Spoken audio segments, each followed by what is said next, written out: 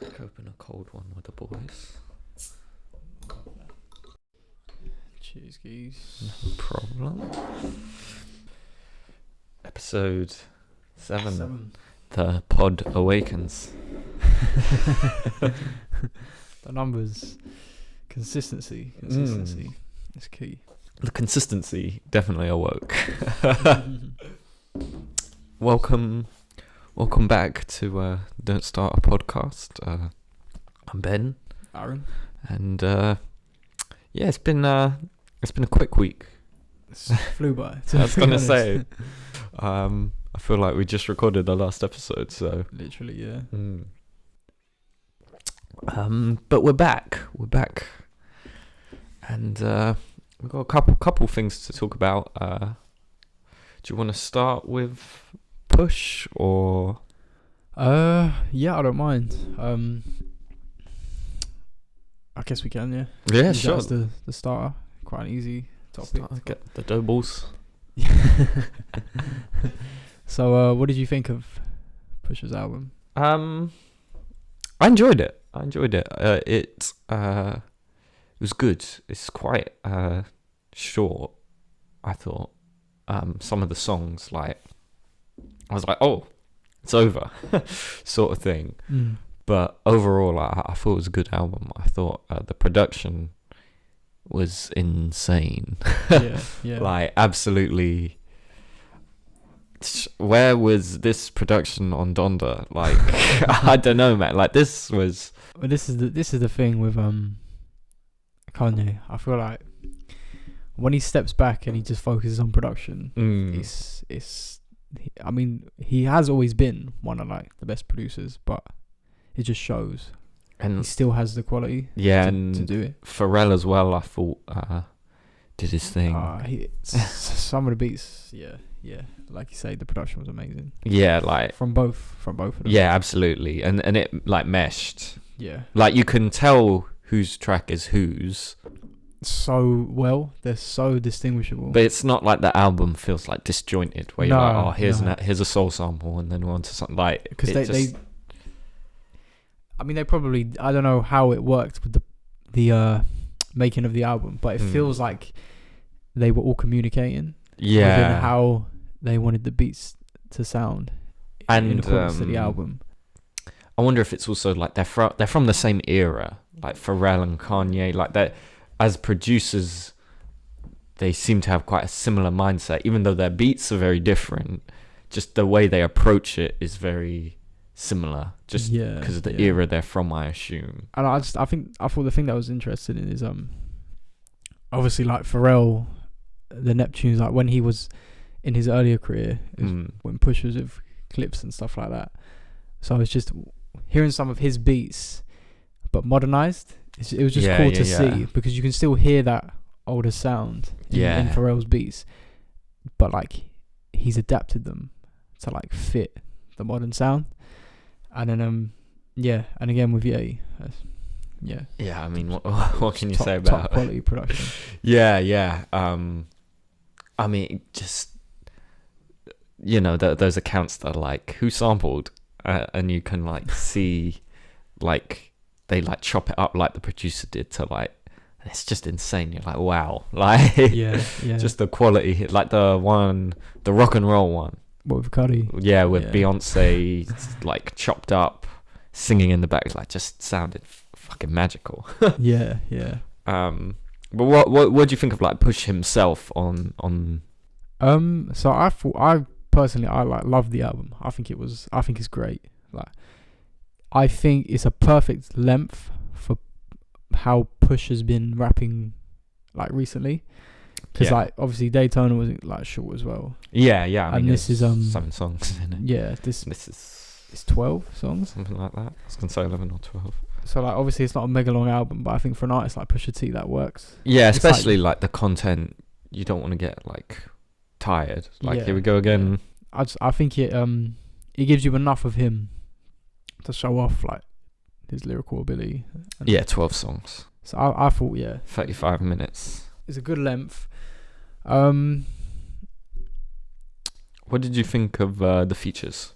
I liked well, obviously Neck and Wrist, I've loved. Yeah, I thought yeah. that was great. Obviously that was a single. Both ones with Ye, I thought were great. Obviously Cuddy on the Hook, I thought was, he did his thing. Yeah, and he Like sort Cuddy. of has the outro-y bit at the end, doesn't he? He just fits so well in the song. Mm. The Don Toliver and Uzi one I thought was fun. It was a bit short. Yeah, Uzi, I don't know. It felt like he was just getting into it, and then it cut off. It's sort of what I had with years ago when Bryson did that Summer Walker remix. I felt like he was just getting into his bag, and then it's like it stopped, and I was like, oh, I was kind of ready to like go a bit longer. Yeah, and Don Toliver, I thought he was I liked him on the hook. I wouldn't have minded hearing either an extended hook or just a touch more. Yeah, because the song was quite short. Yeah, it's like that was 2 minutes 20 seconds or something. Yeah, that was one of the ones definitely in my when I listened to it. I was like, oh wow, over already. And I thought Kanye on Dreaming of the Past was very short, which in the end I didn't mind because obviously he gets a proper verse on Rock and Roll. It just was like, oh, Kanye has like 4 bars and then that's it. The thing is, I thought some of the better songs, bar the one with Kid Cudi, because that's probably one of my favourites on the album, but most of the songs that I liked the most were the ones where it was just push. Yeah, definitely. Like, not to say that he doesn't like work well with features, but just on this album in particular, like it felt like the one with Uzi and Don Toliver was a bit more of like a bonus. Like, yeah, we're gonna give you, I get like, what you mean. Some of the more modern artists, and see what we can do with that sound. But yeah, obviously the one with Pharrell and Jay-Z I thought was great. So yeah, I was gonna say that one and Rock and Roll were the two that stand. What about the Labyrinth one? I thought it was a nice closer. Yeah, definitely. Well. And obviously, why is my? It's conspiring against you. It's trying to get me on a fact check. I mean, Labyrinth obviously did his thing, and it like when it started, I was like, yeah, here we go. But one thing I didn't know is artists are like featuring Nigo. Like the fashion designer. Yeah. So I didn't know that. Is he like producing music now? Maybe I guess I'm like so. I'm not up to date, but like. I mean, I did really like that song. Yeah. It was when good. Because I just had this on, I wasn't like watching the track list, so I just assumed it was another Pusha song. When I was going back through it, I was like, "Where's that one he was talking about?" Like Hear Me Clearly, and then I was like, oh wait, Hear Me Clearly, but that's got a feature on it. I don't remember hearing anyone else on there. Yeah, so I don't know if Nigo's like producing now. Maybe he always was. Maybe I'm sleeping. So. Yeah. I just knew him as like Bape and stuff like that. So yeah. No, but again, I thought it was. What else? I feel like we're missing one. I mean, we haven't really got into the solo tracks where you would like. You think they're the best, some of the best on the album. I mean, I agree. Yeah. Like, just so you remember. I thought Brambleton. I like that one, but just so like he was evil on that track. I fucking loved it. Man was like, fly a bitch out to Cuba. Just to show I don't even go. Just to show what you should have done. I was like, whoa. That and Hear Me Clearly, I was like, okay. I like when Pusha gets in, like, I'm the villain of rap back. Yeah. Like, he plays it well. Well. Someone said he's one of the few people that can make like a Joker reference and it not feel cringy. That's so true. Yeah, like, so true. Yeah, I thought Let the Smokers Shine a Coops. That was a good one. I don't know. Yeah, like there wasn't a song on the album that I disliked. Yeah, I definitely thought the weakest was Scrape It Off. Just because, as I said, it felt weird because they're so modern, Don Toliver especially, but I mean even Uzi is like a more recent artist compared to everyone else on here. Like you have Ye, Pharrell, Jay-Z, like Cudi, Labyrinth, like I don't know, they all just felt like he was going back to like frequent collaborators, like legends, Yeah. and then Yeah. like Uzi and Tolliver. like who are like great artists. Don't get me wrong, but they're not like legends like a Jay-Z or so. Like it just felt that they've not been around long enough to be. And it also felt like a change of pace just in the whole album. It felt a bit odd. Like it didn't match up as well. Yeah, like, yeah. In terms of like the sound and obviously the artist. Again, like I said, it felt a bit like a bonus track. Yeah, definitely. Like here's a little like fun, catchy one. Like Yeah. We're trying push is he's not notorious for like working with the newer artists. So I thought it was okay. Like I thought. Yeah, like don't get me wrong. Easy. I'm not saying it's a bad song. It's just the only one on the album I look at and I'm like, could have done without it. Whereas I don't have that with like a single other track on here. Yeah, yeah. No, again, I don't really have much else. It was just. I was gonna say, how do you feel about the them chopping this album up and doing like the Ye versus Pharrell versus Ye versions? I saw that. I haven't heard it in that sequence. No, I mean no, it's cool because again, it's like I said, it's so even from a first listen, every song I was like, this is a Pharrell beat. And I was like, this has to be a Ye beat. Yeah. I think it's a cool idea. Obviously, the fans are already kind of. I hate that people are trying to be like, which half is better? Yeah. Like, you don't need to. Well, and they're clearly playing into that. Yeah, I guess, but don't know, man. Just enjoy them both. Yeah, I was gonna say like they complement each other. I wouldn't take what I mean. Just you'll have your personal preference, like just which kind of beat you prefer, if you prefer soul samples or not, like, but yeah, I don't know, it just felt weird to see it chopped up that way. I'm like, I can't imagine listening to it like that. Yeah, I know people are already being like, oh, but nobody complained when like Damn flipped it for the deluxe, and I was like, that's not really the same thing, was it? Nah.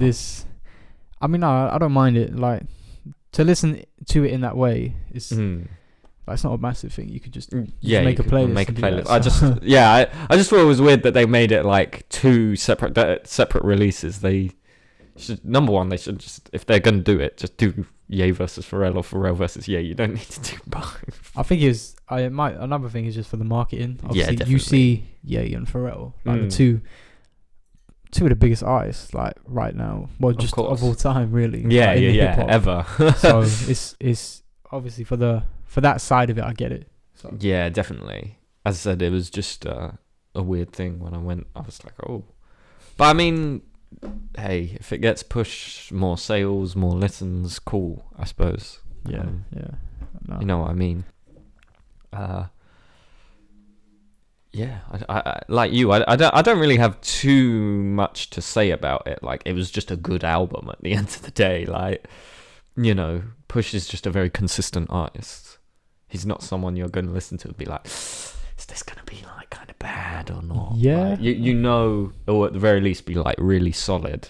And I mean, we'd kind of got a feeling it was going to be more than that from the singles, which had all been really good. So. No, yeah, I was really happy with it. I thought same. It lived up to like what I expected. I thought the features were great for the most part. Yeah. yeah. At the end and Push did his thing on the solo tracks.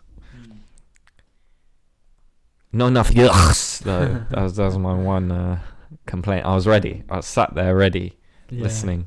I was watching an interview earlier about, he's talking about the new album and about the Cudi and Ye song, and they were like, oh, why can't you is there any chance of you trying to squash the beef between them? And he's basically just like, nah. Not really. Like, Cudi's quite stubborn apparently, and he's just, that don't surprise me. Yeah, I mean, the thing is, it's just, when you look at like all the times they've been beefing, it does seem like it's always Ye. Like, that's the thing. He always does sound a bit shifty. I saw the Ye.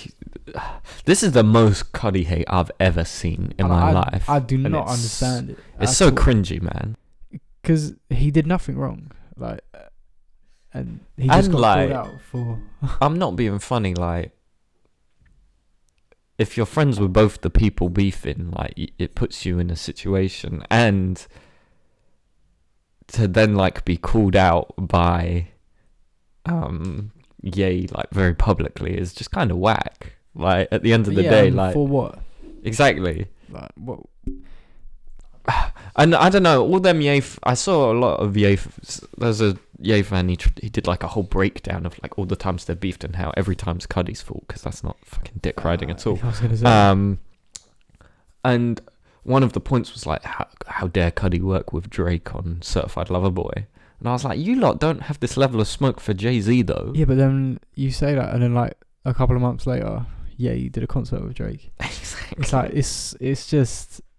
it's just petty, because it always seems like it's coming from Ye's side. Honestly, where he's like, you can't work with this person. well, and obviously Cuddy has very like well documented issues, and he in general seems like he can be a bit insecure about his music sometimes, where like with good reason, because like he doesn't get the credit he deserves. No, I like a few of his albums have been like poorly received. Yeah, like very poorly received. Yeah, for a while there, it was like a meme that like Cuddy was like dropping whack albums. Yeah.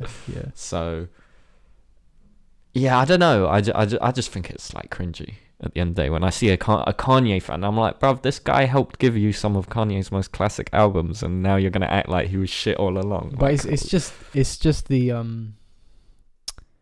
like mega fans who are like, yeah, because if you're genuinely like a fan of Kanye West, you cannot not be a fan of Kid Cudi. Exactly. Because number one, some of Ye's best songs have Cudi on. Exactly. Unless you influenced. like just hate new Ye, or like the old new Ye. Yeah. Like post graduation Ye. Unless you just hate Kanye's shift in direction.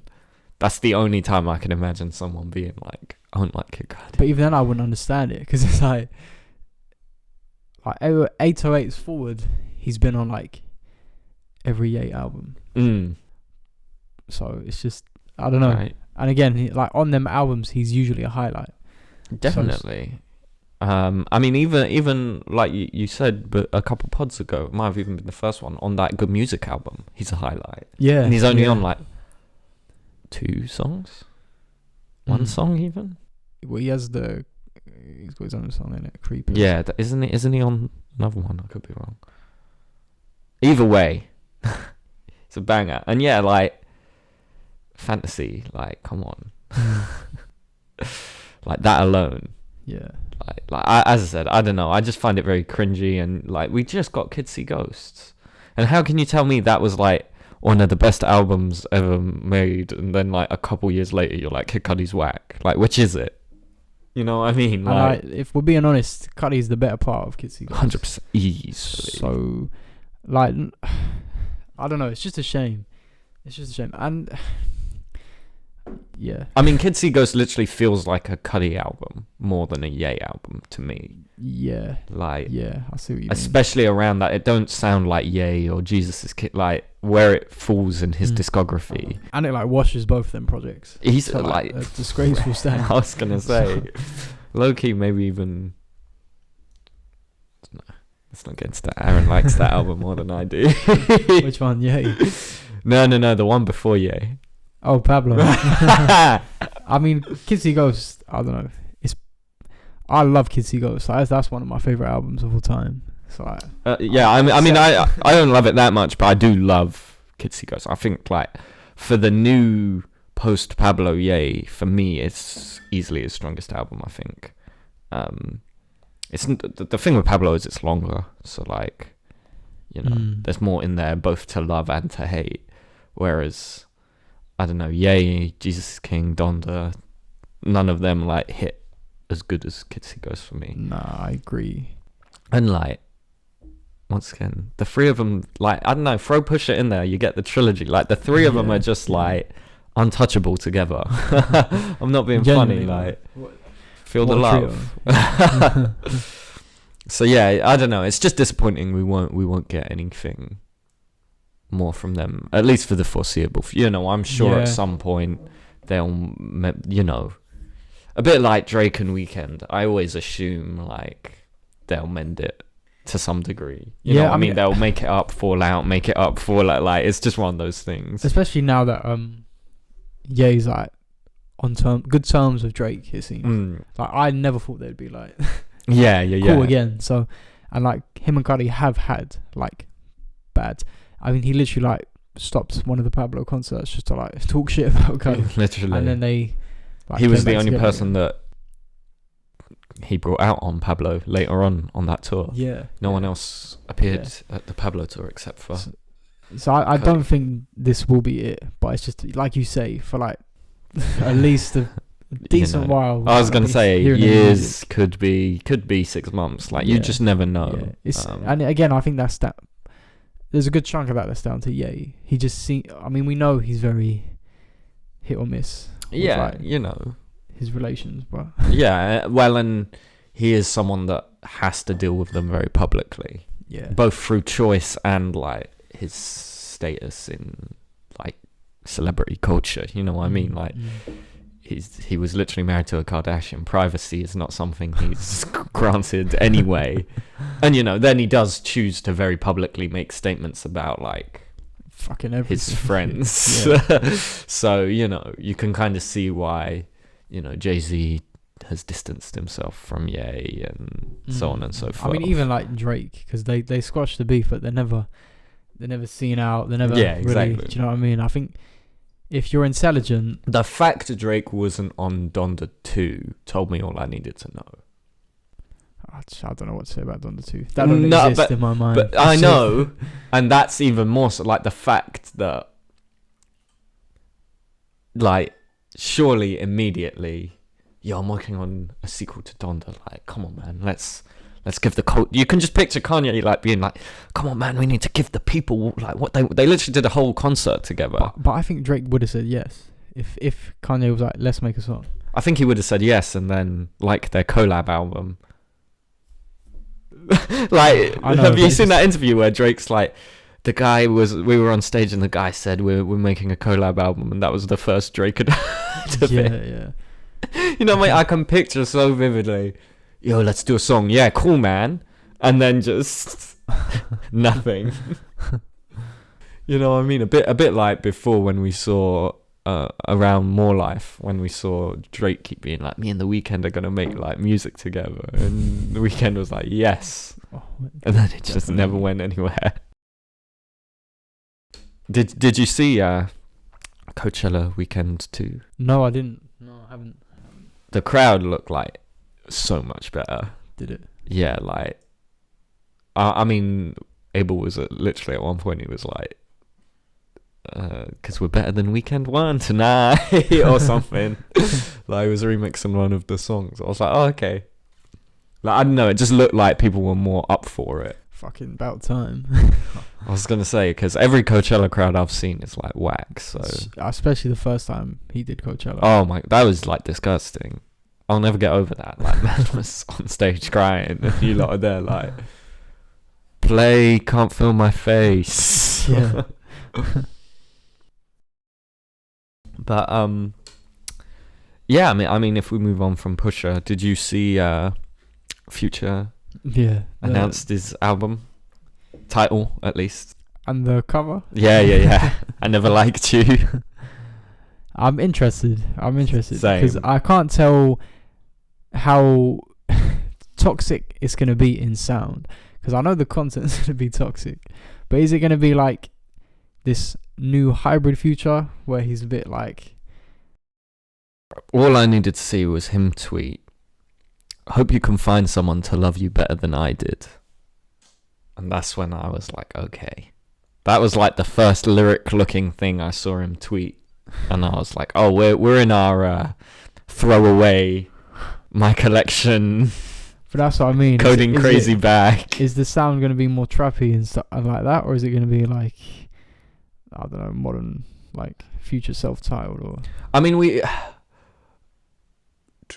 I don't know. I imagine it'll be a hybrid, but I did see like a couple months ago he was with a lot of like his classic producers, because that's when he was talking about doing like Monster 2. Right. So I don't know. I imagine it'll be like a real mix. I don't think it's gonna be like, like Monster, Purple Rain, 56 Nights. Like, I imagine it'll be closer to like The Wizard. That's what I'm hoping. Because for me, for like modern Future, The Wizard's been his strongest album. It was definitely better than High Off Life. Yeah. I didn't really click. I was going to say, Half-Life was like a weird... It felt like he just, after the success of Life is Good, he just wanted an album to go with it. You know what I mean? I don't think he needed one. Whereas Wizard, like, felt a lot... I would love to see Future do like an album like the first Culture album. What, where it's just like a few songs? It's just shorter. It's like 12... Yeah, 12 songs. It's because I don't know. With Future, sometimes I feel like we get too much. Definitely, we get too much stuff from him. Yeah, definitely. I mean, Evil was the last like album that was shorter. Obviously, we've had stuff like Save Me and that, but they're not albums. You know what I mean? But to be fair, I quite like Save Me. Oh, I love Save Me. So I think Save Me is like one of his best projects. I fucking adore it. And that was only 7 songs. Yeah. So. I think Future's sounds benefit because none of them can blend together then, because he is a more versatile artist than people give him credit for. But the thing is, where he has like 20 songs, it's like 4 of each type of Future sound. Whereas something like Save Me, it's like you got your trappier one, you got your sad one, you got your like upbeat one. You know what I mean? It can blend them a bit better. Yeah. Where they stand out in your mind more than, like High Off Life, where it's like, oh yeah. But that's what I mean, when you're getting like 3-4 projects in the space of like 3 years, and they're all like 20 songs each. Unlike especially the collab ones, like Pluto, Baby Pluto was how many? Which are like 16 songs. And then why? The one with Juice WRLD was like trash as well. That was abysmal. I don't count that. I don't think I like a single song on there. Fine China was like it's catchy, fine, but nah. I mean, from an interview Juice WRLD did, they made it in like one studio session. I believe it. Yeah. Sure. So yeah, I don't know. I'm quite excited. I saw that that tweet where it was like, here's everyone featured on the album, but that seems like guesswork. It seemed like if I was going to make a fan prediction. The second I saw Drake on there, I was like, neither of them have said anything about like being on the... Where did you get that from? Yeah. The only one I put any stock in was Brent, because they put out that photo of the two of them, and it was like... I can't remember which producer it was. One of the producers posted it that frequents with Future, so I was like, oh, okay, he'll be on Future's album, but... Which should be a banger. Give me like Crew, but with Future on it, and I'm here for it. Yeah, fuck Goldlink. Yeah, I am ready for another Future project though, to be fair, even though I just talk shit about how much he dropped. For me, it's been like long enough. It's been 2 years?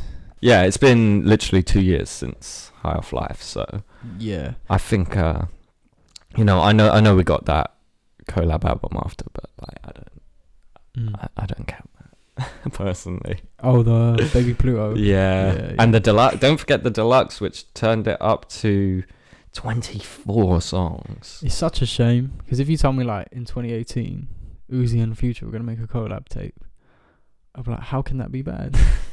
Like, based on how they were, like the amount of hits they were dropping, I would have been like, sick. That's the thing, like, What a Time is 11 songs, which is like a perfect length.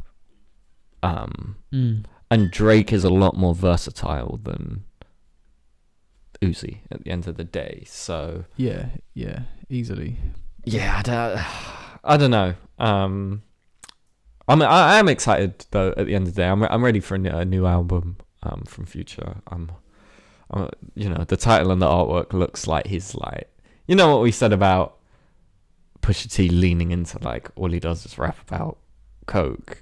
I like that Future's sort of leaning into the like, yeah, I'm toxic, let's go. But that's what makes me think, what sound is he gonna go for with it?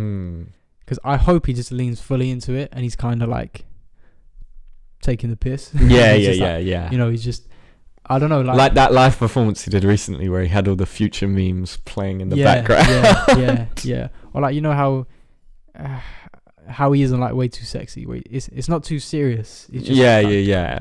Having more fun with it. I don't know. Like you say, Future is versatile. I just don't think he shows it enough. Yeah, definitely. So I think his sequencing and like track listing is the biggest thing holding him. But there probably is a good version of High Off Life because there's songs on there I really like. Just for me, it's just too.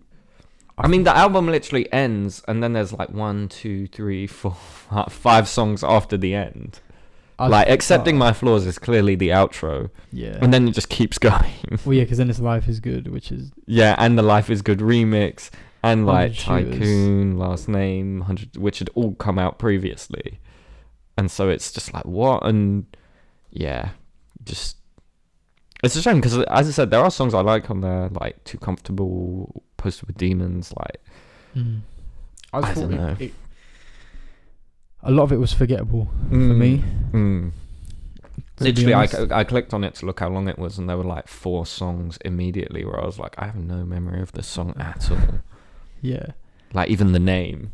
It's just sometimes with artists, I'm like, quality over quantity. It's like, yeah, I get Future's the type of guy who he clearly just likes making music. I was going to say. And he clearly can just... with like anyone produce some just like he literally has songs with like Taylor Swift at the end of the day, like he can just and Ariana Grande, like he can just go with anyone. And so I think it just comes down to he's in the studio and he's like, yeah, just put them all in, why not? Which I get. There is an argument in today's day and age of like playlists and that, does it really matter? Because you're either way, you're just going to take the songs you like. But I do still like to think of an album as an album. No, definitely, yeah. Because when you want to refer to a body of work, you want to be like, this had this. This was the idea behind this and what it was going for. Of course. You know, the artistic side of things. Yeah. Rather than just the commercial sales and I know percentage of songs you liked. And like, no disrespect to Future, but he isn't going to make an album like... A Good Kid, Mad City, where it's like a set idea in that way. Yeah. Do you know what I mean? Just definitely, and that's no disrespect to him because he's not that type of artist. Yeah, I mean, has classic. Plenty projects. of artists won't exactly. You know, it's just sort of like I liked the trajectory he was on after like Hendrix and that, and then I thought Hendrix was good. But you know, that and the self-titled are sort of him changing his sound a bit. It's going for that more like mainstream hybrid sound we were talking about. But I thought he did it well. Yeah. Hendrix. And then like since then his projects have just been very hit or miss, where some of them I really like as I said, The Wizard, Save Me, yeah. And then the collab albums especially, like it's just they devalue the brand at the end of the day. No, you're right though, because it dilutes him. Like you said before, like you don't miss Future.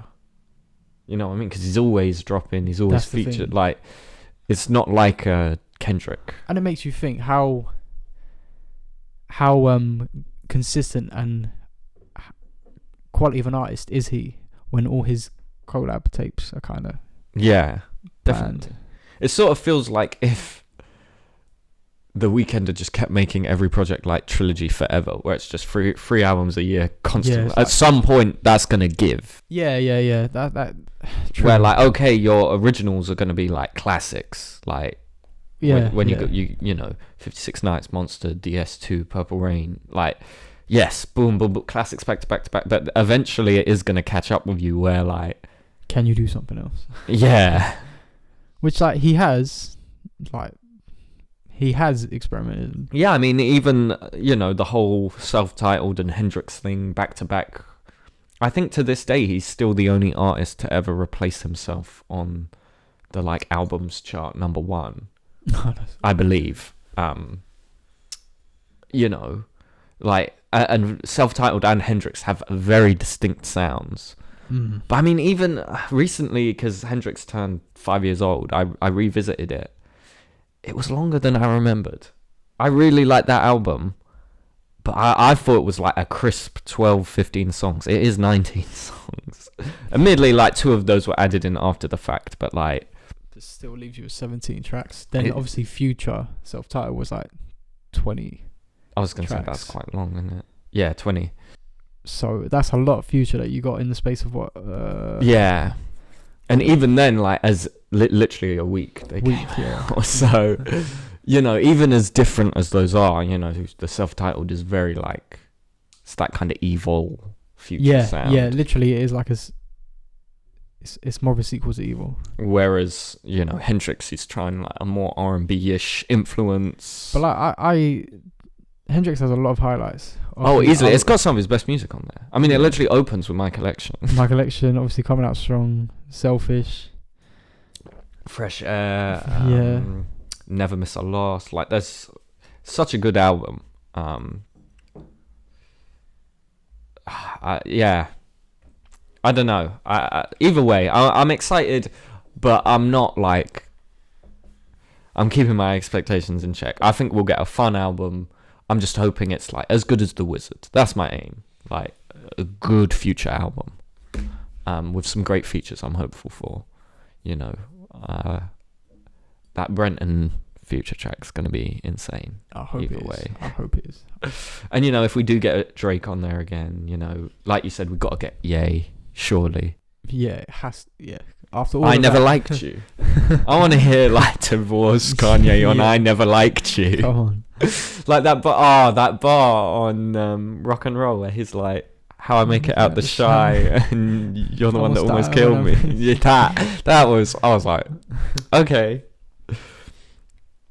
Well, it would fit so well though. Yeah. Have Ye produce the track. Fucking bang. And then absolutely. Them both just being toxic. That's what I want to hear. It's like, yeah, I don't know, man. Like, Ye used to say some wild shit. He still does, but when you look back, but now, before it was like wild, whereas now it's kind of cringy wild. I get what you mean. You know what I mean? Like now you get like it's almost like he doesn't believe what he's saying. Yeah. Whereas like back then it's like fucking I need to go back. Don't look through the glass. Yeah. It's like basically all of Jesus. Like literally on site. The whole of On Site is just like what? Yeah. Chop them both down. Don't judge, man. You know that whole album is just like him saying the wildest shit. You just don't care. And even then, like on his clad, like Beautiful Dark Twisted Fantasy, like so many bars on there. You're like, what? Yeah. And yeah, whereas afterwards it started to be like, what? Like on Ye. Yeah. Let me hit it. Oh, fuck the outcome. It's because he's clearly not. I don't know. I mean, he's always been like an arrogant character, but back then, he genuinely thought he was like a god. Yeah, and like he was younger. Yeah, I think it's a big part of it. Like, probably felt like he had more to prove. And he was like off the back of like fantasy.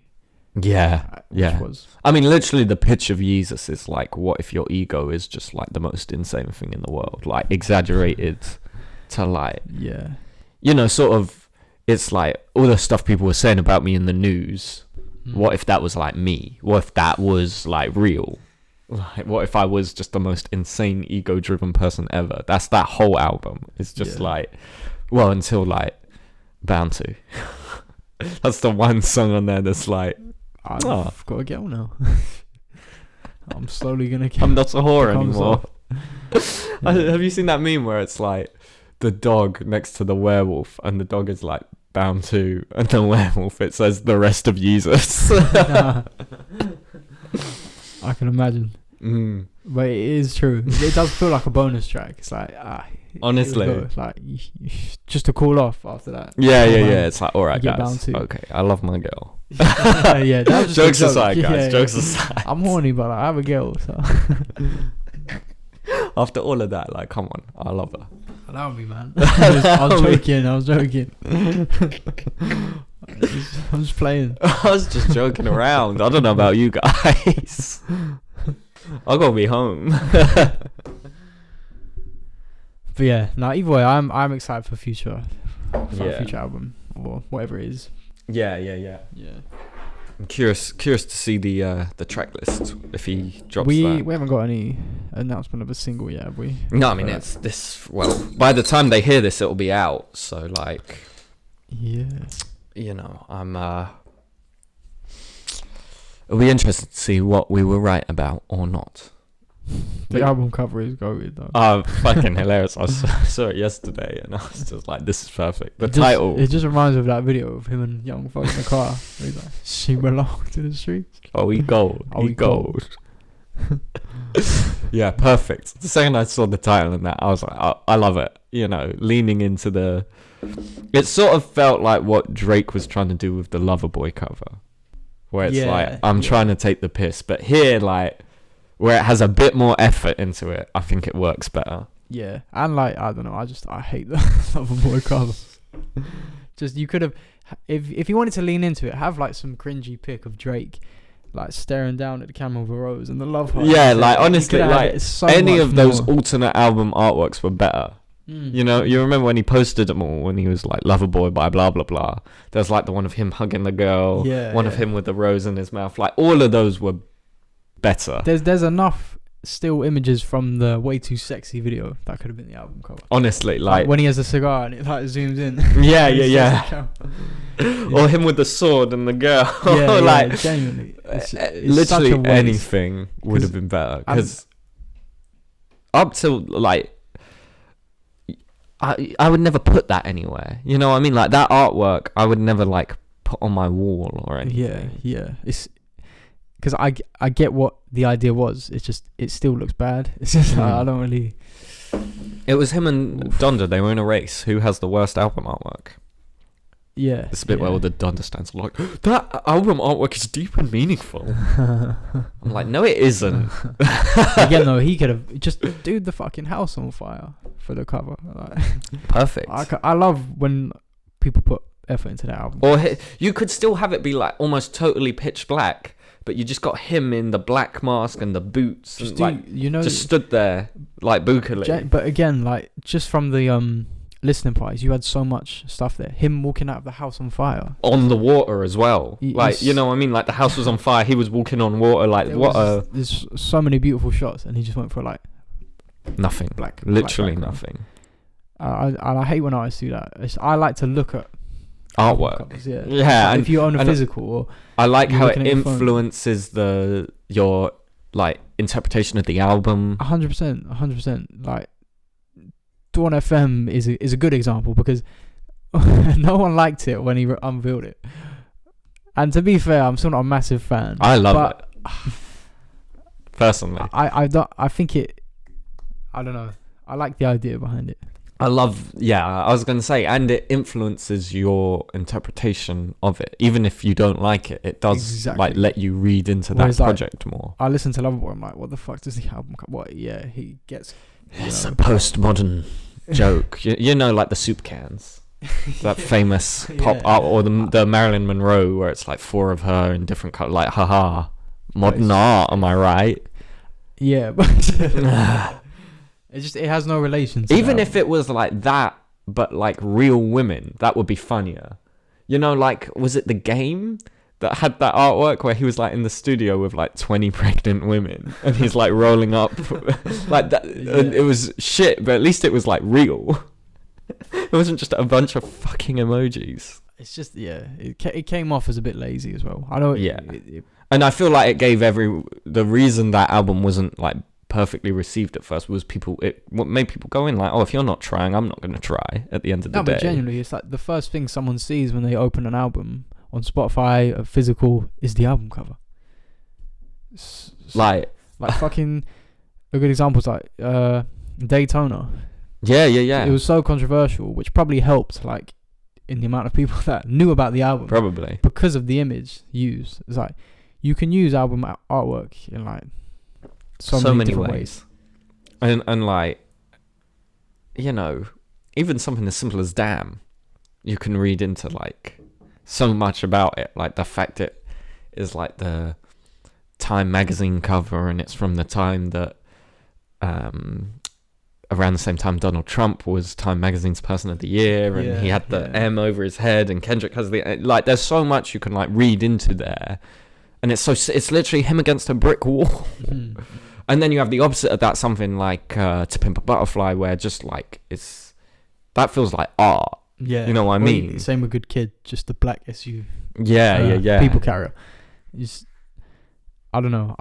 I like when artists put effort into we it. should definitely do like a favorite album artwork thing at some point. I'd need a bit That'd more be time great, to like think about it, but like, I have no idea what mine would be. It's why I always preferred like the individual covers to the trilogy mixtapes to Trilogy. Yeah. Because Trilogy was 100%. just like a screenshot from, is it 28? Yeah, Rolling Stone.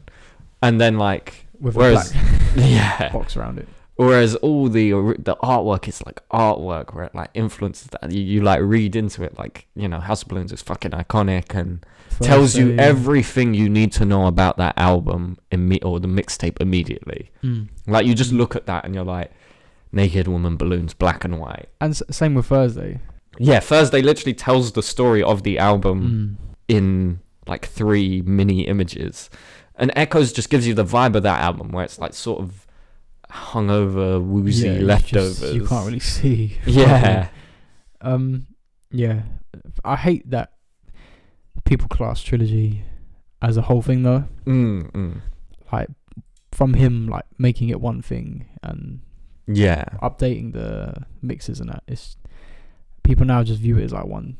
Although I think that has where he's released the originals on streaming, I think that in recent time has made people sort of view them more as individuals again, to some degree. A little bit, yeah. You know, whereas before, like you said, where it was all packaged together, it's like, oh yeah, Trilogy. Like you wouldn't if you just listened to that, you wouldn't even know. You'd just assume it was a 3-disc thing. Yeah. Like, oh, he made a 3-part album called Trilogy. Cool. You wouldn't know that, like, no, that's House of Balloons, that's Thursday, that's Echoes, like, which like takes away from it a lot because they're meant to be. Okay, here's the first part. Here's the second part. Here's the third part. Well, and whilst they all have a sound, they all have their pockets of that sound individually. You can't tell me House and Thursday are like the same. No, they're not like in any way. Well, in some not like in any way, but they are still different enough. Thursday, like even if I didn't like know them as well as I know them, I could probably still be like, oh, that sounds different to that. Yeah. You know what I mean? I'll be like, oh, this is quite different for the album. And then it'd be like, well, actually, they're different projects. Because Thursday is very, it's not as accessible as House. Like House of Balloons is... Thursday is like all the drugged up, like, weirdness dialed up to like 11. Genuinely. Like... And the depressing nature of it all. Yeah, like... It's all of the that. most extreme there. Yeah, I mean, literally Gone is that project. So Gone, like... The Birds Part 1 and 2. Yeah, I mean, obviously even... Rolling Stone is on Thursday. Yeah, Rolling Stone. Obviously, it's Bonus Track, but Valerie... Heaven or Las Vegas? Yeah. Like, it's so, like, woozy. Like, you feel like you're in... House is, like, the start where you're, like, high and, like, the aftermath. Whereas Thursday's, like, the middle ground where it's like where you've... It's not fun anymore. You've, like... You were at the peak, and then now you're like, okay, maybe I've done too much. I took too much, don't want to die. Yeah, I'm fucked. Like, and the anxiety creeps in. Yeah. Whereas like Echoes is like, you're starting to chill out again. It's You're mellowing out. It's still a bit like you're tweaking. Yeah, but you're like, I'm gonna live. You've had the realization. Whereas Thursday, like, is like overdoses, like peeking at you. Like, you need to be careful. You know, you don't get loft music on that project. You know what I mean? Like, House is like a mix. As I said, it's like the peak where it's just high energy, like wowling out, and the like the crash, like the come down. Yeah. Whereas Thursday's that like is extended. Yeah, like the actual come down itself, where it's like weird, and you're like, oh, I'm uncomfortable. I don't want to be here anymore. I'm in danger. You know what I mean? Like, they're very... Yeah. even within it, they're very distinct sounds. And yeah, Echo's probably less so, but it does still have its own sound. That's because like Echo starts with like a Dirty Diana cover, so it's like it's already is starting. Not that Dirty Diana's like, that's probably one of the more less poppy songs Michael Jackson. Yeah, released, certainly it fits, and it's not super different. Yeah, you know what I mean. It's not like he had to totally change the song to make it fit. No, weekend album ranking. Coming to a city near you. We'll have Future to talk about next week. Yes. Soon. Soon. Maybe because we're not talking about Jack Harlow's album. Maybe the week after. I probably won't listen to that. I'll listen. There's a good chance I won't listen to that. What's your boy Jack? The Jack Boys. What is your favourite weekend album cover? It's got to be House Balloons. Like it, as I said, it just tells you everything. Like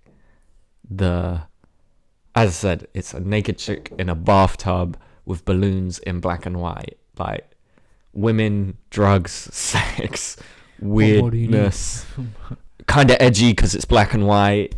Like it just, as I said, everything you need to know. You just immediately are like, oh, okay.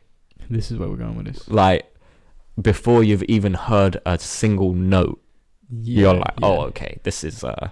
It's just so iconic. I love that it. too. It's the black and white, the titty, obviously the balloons covering up, so you can't even see. Like she could be any like, and that ties into the album where it's like all these women are just like coming and passing through his life and don't mean anything. Like so much. Like as I said, it's like art. You know what I mean? It's not just album artwork. Like it is like a piece of art that like informs the album. I think like for the most part, Weeknd usually has great album covers. I think his weakest is probably Kissland.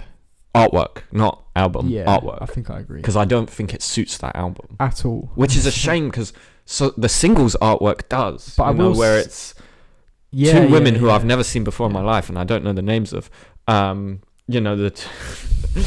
two of them are like fornicating. Yeah, and it's like got the weird like staticky thing, and it's green, and there's the little cat and the like. It just all of that stuff fits that album, but the cover's like him like chilling. I know. I will say though, because at the time, obviously, it was a big thing that he was on the cover. Yeah, because like no one knew what he looked like throughout the three mixtapes.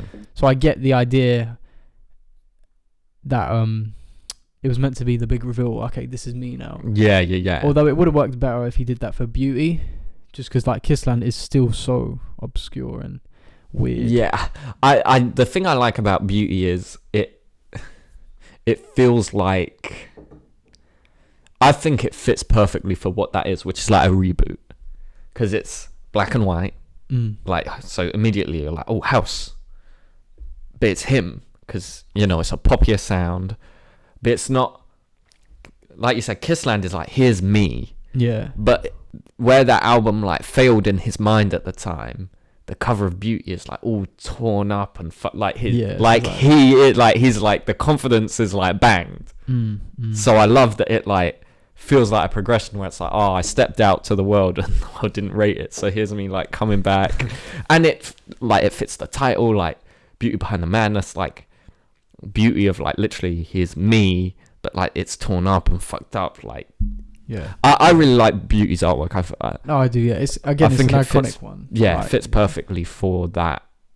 As I said, where it's like a poppy mainstream reboot of his sound. Yeah, where it's still got the Hills is on there, but it's a bit cleaner. No, it's undoubtedly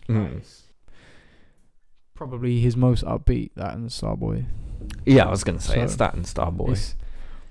Yeah. If anything, I would say Starboy's more upbeat because, like, you have like Angel on Beauty, which is like a downer. Yeah. No, Beauty still has elements of like older Weeknd. Yeah. As I said, it's like a reboot to me, where it's sort of like my sound is there, but like I'm going for the mainstream, but it's not like I've just. He was like, I dialed up the weird shit and you didn't like it. Yeah. So we're gonna go the other way. Yeah, exactly. and see how you Something's like gonna that. click. Yeah.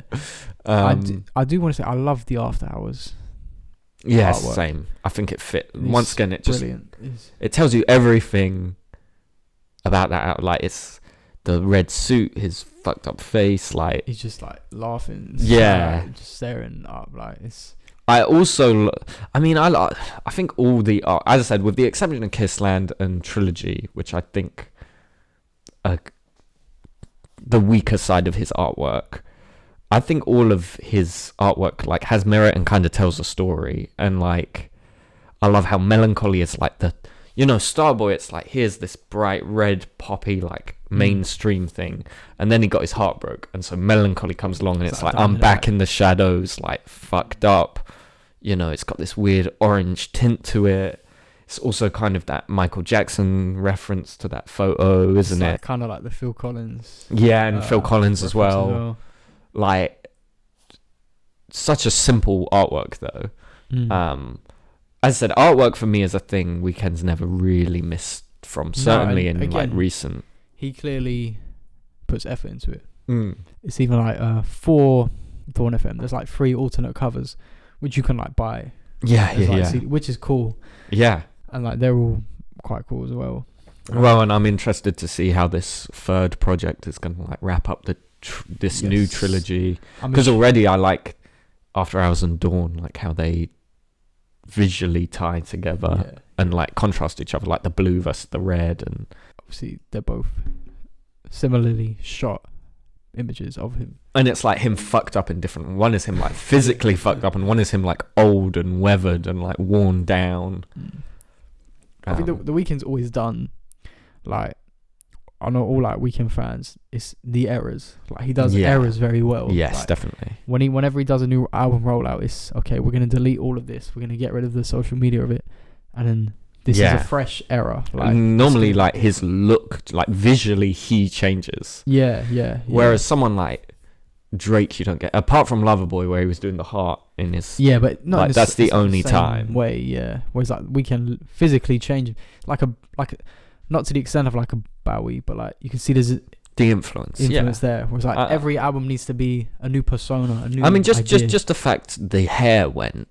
You know what I mean? The hair was like synonymous with Weeknd. And it's like he's played into that now. Where it's like, okay, Starboy, we had this.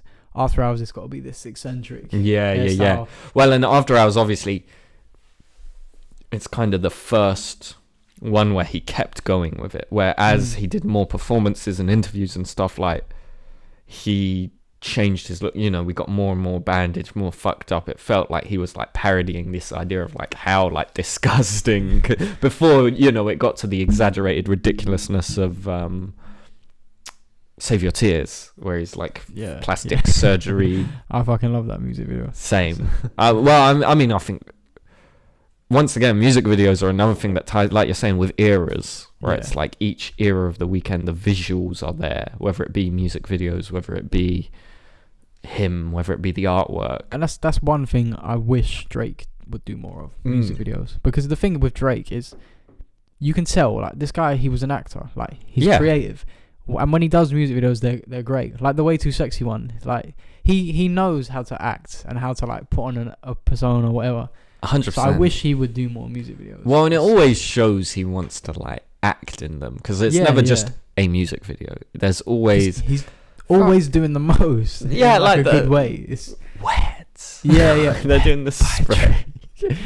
Or like In My Feelings, where he's doing the whole thing where the girl's up there and he's on the ground and they're like talking, and like, or Laugh Now Cry Later. Yeah. Because sometimes it's just like the God's Plan music video. It's just like, you know, him or just him around the city, and I like when he does. There's some creativity to it. Yeah. Well, I'll give God's Plan. I'll defend it from your wrath once again to say, like, I think for what that song is, that music video is a big part of White Block. You know, it's the like going around, helping people. It's a feel-good song. The video makes you feel good. You know, he's giving people money. He's giving people scholarships. Imagine going to that school he went to and like calling in sick that day. What an L! You would never live it down, bro. That'd be like an enrichment day. Yeah. we Sports day. we were like calling sick and find out like, oh, that enrichment day Drake came in. Do you remember when people used to perform at our school though? I only remember Pixie Lot. There's Pixie Lot and there's like a band. Like, can't Was remember there a the name. band? I don't It's remember. Hosier. The Hosiers did. The I Hosiers. swear they did. Yeah. They did it. I don't I remember swear. them. I saw It was them like live when we- many over a decade ago at It this was point. when we first started, like the old head teacher. There used to be No way. concerts in the assembly hall for some weird reason. That's wild. I don't remember that. As I Yeah. said, I remember Pixie, but I don't remember seeing her. I didn't see her either. I think it might have been before we. Yeah, it might have started. been our siblings. Yeah, possibly. But yeah, just But yeah, I don't Random remember the cycle. Hosiers doing it. As opposed to Hosier, Take Me to Church, lad. not him. No, the band. Yeah, the Hosiers. I remember them. Safe. Just a fun little fact. There you go. What Not school? Drake. That's crazy. But yeah, I don't know. It adds to the music. Yeah, definitely. And it's a shame because Drake does have some really iconic artwork, like Take Care, Nothing Was the Same. Like they are like iconic. And then it's just recent times. It's just like Dark Lane was just him in a belly. Yeah. I mean that Scorpions. one. I don't really mind Dark Lane because it fits like that album already was like just put out there. Yeah, It yeah. kind I of know, fits I the know. sound where it's like dark and. Mm. But I get what you mean. But just have him in like a fucking alleyway, and like it's all dim lit, and the only thing lighting it is the light of his cigarette or something. I don't know. You could just do anything with it. And, Yeah. And then Scorpion was just him. Yeah, with the signature Like, yeah. black and white. Yeah. Obviously. Views is pretty iconic. I know like people like clown about it because I like the Views cover. I think the I think Views it's cover's cool. really good. And there's like it's just so iconic. Like you just Yeah. know, like oh yeah, Views. Yeah. It is on. Same when Nothing Was the Same. If you're reading this, Yeah. Take Care. I was gonna say if you're reading this, it's Which a good one. now that I've said it, like Scorpion is kind of going for that like Take Care type of thing. It's got, Yeah, like, yeah, the yeah. signature at the bottom. The signature, the black and white, him like Yeah. looking off. I just think It's it. just not as wavy. Yeah, well, and it's just because like that's the cover of like a classic album, Yeah. and it isn't. You know what I mean? Like it should be the cover of a classic album, and it just isn't. Like this is Drake. Here's me, my signature. But then again, maybe Scorpion does best like show you modern Drake. I mean, there's an argument there. Yeah. I'm not saying like it's his best album. I'm just saying like it does summarize him and his recent output the best. Where it's a bit hit or miss. A lot of hits, as in like studio Chart toppers. Yeah. I don't know. I mean, let's try steer away from the Drake. album I talk. was gonna say we the have whole done pod. that. You can go watch that pod. Yes. Oh, we rank every Drake album. Every single one. Except for Care Package. Yes. Because it's not an Yes. album. It's illegal. It doesn't qualify. Yeah. But yeah, I mean we've pretty thoroughly covered the music of that. Unless there's anything else coming out.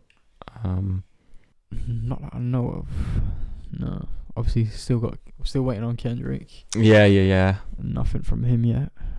Yeah. I don't think we'll get a single. I think it's just gonna be. Maybe not. I hope we at least get the heart part. Oh yeah. Oh sorry. We'll get that, but that.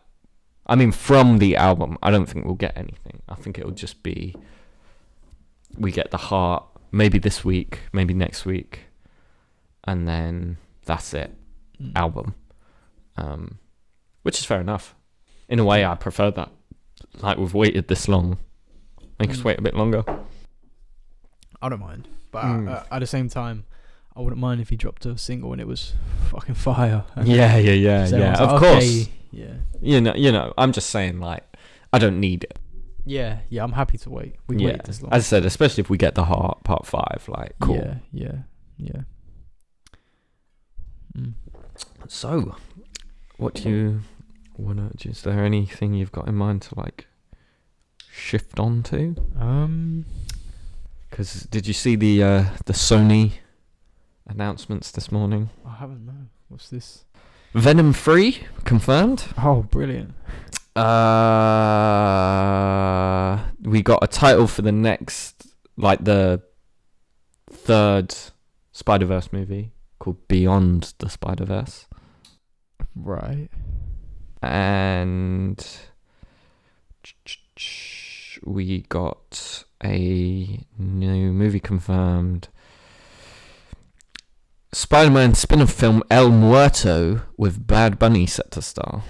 Who is El Muerto? I don't know. He's appeared in 2 issues of Spider-Man ever in history. 2 issues. 2 whole issues. So Singular 44 issues, pages. Not like a Total. volume. No. 2 singular issues he's appeared in. Oh, and Bad Bunny's playing him. Yes. Well, we know what audience they're trying to grab. You know, the worst part is, if you wanted to do like a spin-off of Spider-Man that involves like a Latina character, Spider-Man 2099 is right there and is appearing in Spider-Verse. And it's voiced by fucking Oscar Isaac. Just do a cool futuristic. I mean, he's so like big right now that you could do that. And you know what? Like, it would make perfect sense for Sony, because then you don't have anything to do with Peter Parker, or like the modern Spider-Man. This is a completely different thing in the future with a completely different Spider-Man. Yeah, like you can do whatever different you want. name, different personality. It would work. It wouldn't confuse anyone, because you'd be like, oh, it's in the future. And like you can easily set up, like, if you do want to cross over at some point, time travel. There must be a reason they haven't done their own Spider-Man film. I think there must be a legal thing where they can't do solo Spider-Man movies, no matter who it is. I think, because why didn't we get a Miles movie? Why didn't we get Spider-Man 29, Miguel O'Hara? Why haven't we got like Spider-Man Noir or something? Like, why don't we just do alternate Spider-Man? I reckon it's the MCU saying, if you want this deal, we have to be, for now, we are Spider-Man. Whilst we have the deal with you, the only Spider-Man will be Tom Holland. Yeah, like live action. Yeah, exactly. Yeah, I think that's definitely the deal they struck. So, which, like, I don't know. I wish they would come to an agreement so we didn't have to get any more of these shitty spin-offs. But yeah, because, I mean, we talked about it last week. Like, it's literally just like they resumed all of... It's like Amazing Spider-Man 2 happened. They cancelled all their plans. And then now they're like, let's just do them all again. Yeah. Oh, but we don't actually have a Spider-Man now. Doesn't matter. Oh, all our films are shit. we learned nothing. Yeah. Nothing changed. But we're in the same place. Just worse. How do they keep getting greenlit?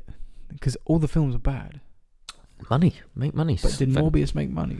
Like, I know it did first week, then it had like an abysmal drop off, but I don't know if it like made enough to be profitable. I know no one that was hyped for that though, because after the like 7 delays and then the fucking post credits scene getting leaked by the director. Yeah, and like Jared Leto like playing Morbius is just what? I don't know. Like you say, it would have been perfect if they could have done like a Spider-Man separate to.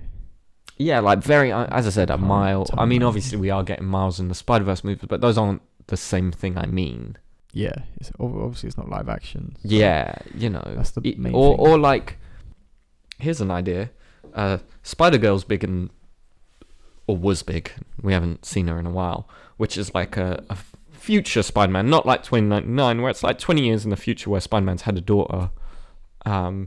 Why don't we bring back like Tom Maguire, Kirsten Dunst, give them like a child who can be Spider-Girl, and you can do like a spin-off that way. You can bring back Tom Maguire and Mary Jane, like.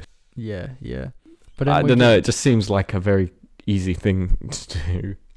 I wonder what. There must be something, because there is no way Sony haven't put the idea forward.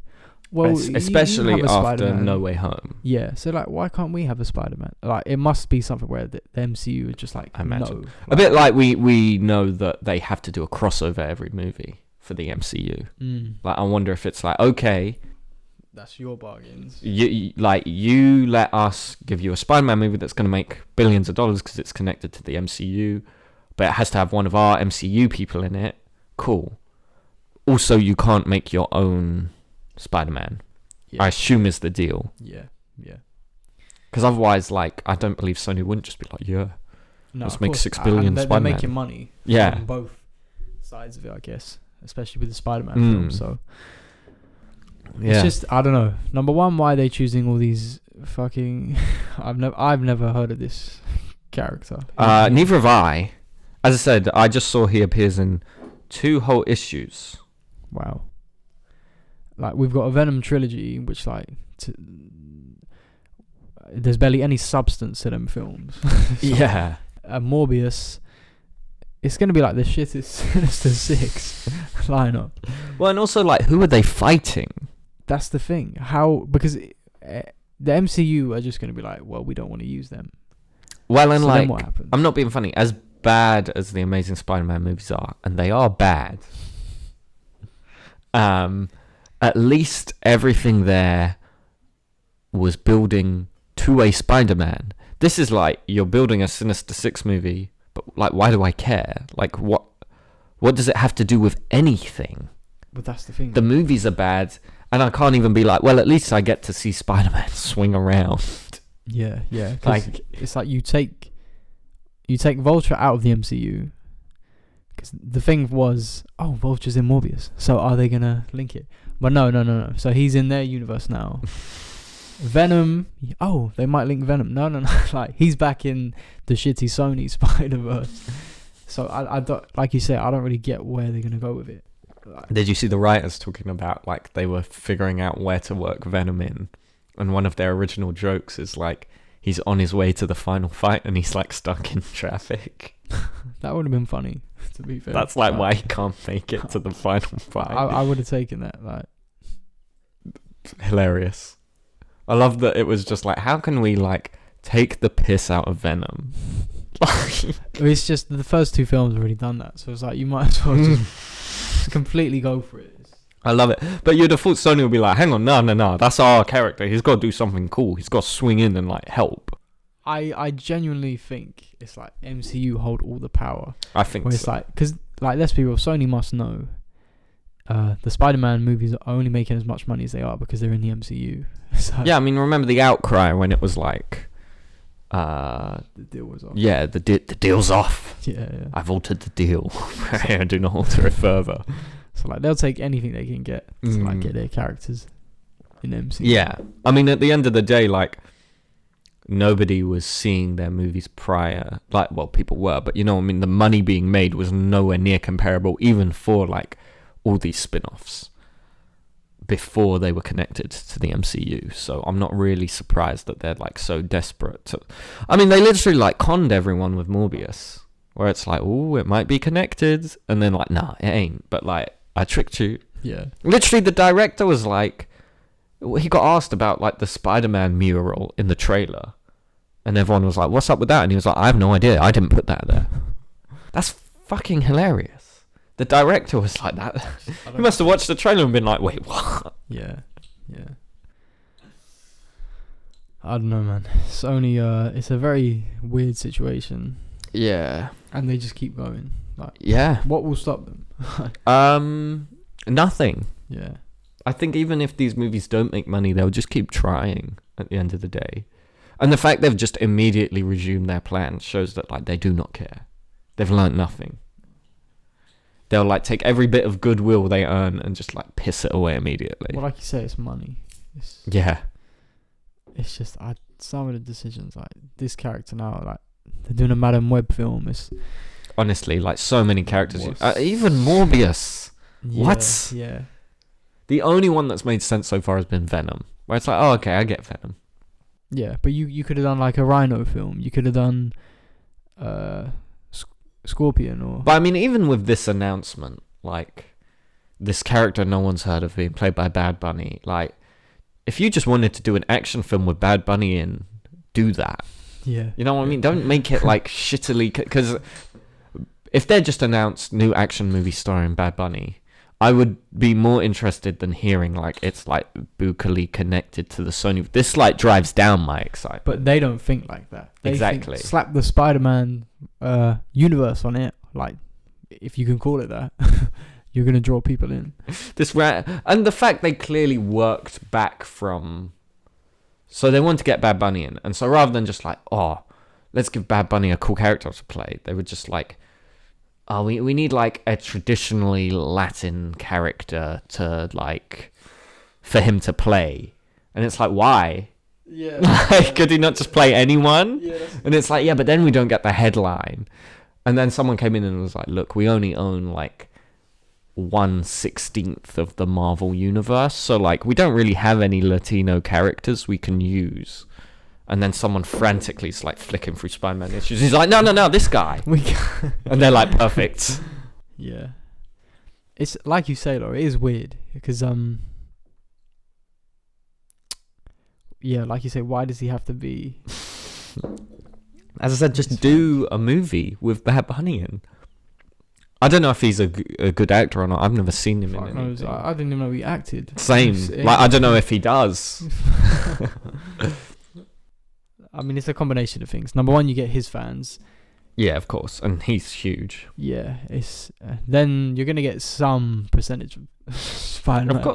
Of course. So, and you're gonna get some percentage of like, you know, it's a diverse movie. At the end of the day, it's gonna get like somebody that's like, oh, I mean, Paranormal Activity tried this. Remember when they did the spin-off where they were like, this is our Latino spin-off to Paranormal Activity. What's his name? I need to Google this character.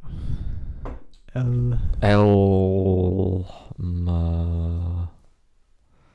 Muerto.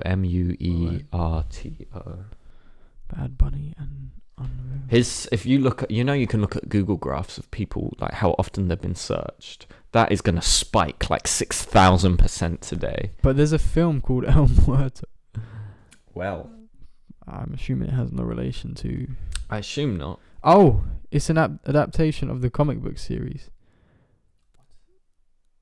This exists, but is it the? I imagine it's not the one from Marvel. Yeah, I was gonna say. Oh. Independent comic book character, yeah, different. They nearly characters. got us. They nearly got us. That the people that made that movie are cheering right now, like, yes, we're gonna get so many sales of confused people. Yeah, when you type him in, he doesn't even come up. It's like, yeah. Oh, it means the dead one. There we go. I just think it's a bit like, it's so like transparent. You know what I mean? As I said, like, it's like when Paranormal Activity did it. You couldn't just make a Paranormal Activity movie about like a Latina family. He just looks like Bane. Like, it's like, no, we've got to make it a spin-off. So they know, like, this is for them. Yeah. But everyone else can ignore it. You know what I mean? Rather than, like, it actually mattering. Like, we'll put it over there. So, like, if you're interested, then you get it. But otherwise, like, nah. Don't worry, you can ignore it. Is he going to be in the Sinister Six? I love how there's just one picture of him. I was going to say that. I keep putting seeing Spider-Man in a headlock. Let's see. He's a wrestler. Is that it? Oh boy. 3 paragraphs. Wow. Is that all we get? Does it not say what issues they're in or something like that? Well, Spider-Man's in his Iron Spider outfit, so I imagine it's around Civil War. Because that's when he was wearing that. Here we go, same image. I'm so curious. Please tell me. 2 appearances. I was not joking. 2 appearances. 2. 3 images.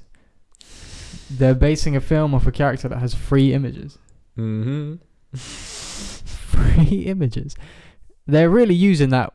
You have every Spider-Man villain to like a T. But like, just cast Bad Bunny as like any Spider-Man villain then that people know. But like I said, then they won't be able to be like, but this is an original character. It's genuinely 3 images. What? and Oh they don't my even God. have the images. It's from Astonishing Spider-Man. Fucking hell, that ran very briefly.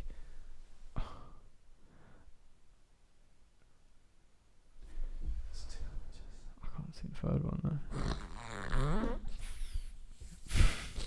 What a joke. Embarrassing. Sony continue to just like do the most for no reason. Wow. So I'm excited. Here's to 2024. Fuck knows. We're getting Venom 3 though, so Thank I know, God. I know that makes you happy. So I'll be there opening night. Oh, wow. but I don't get it though, because so technically, can Sony use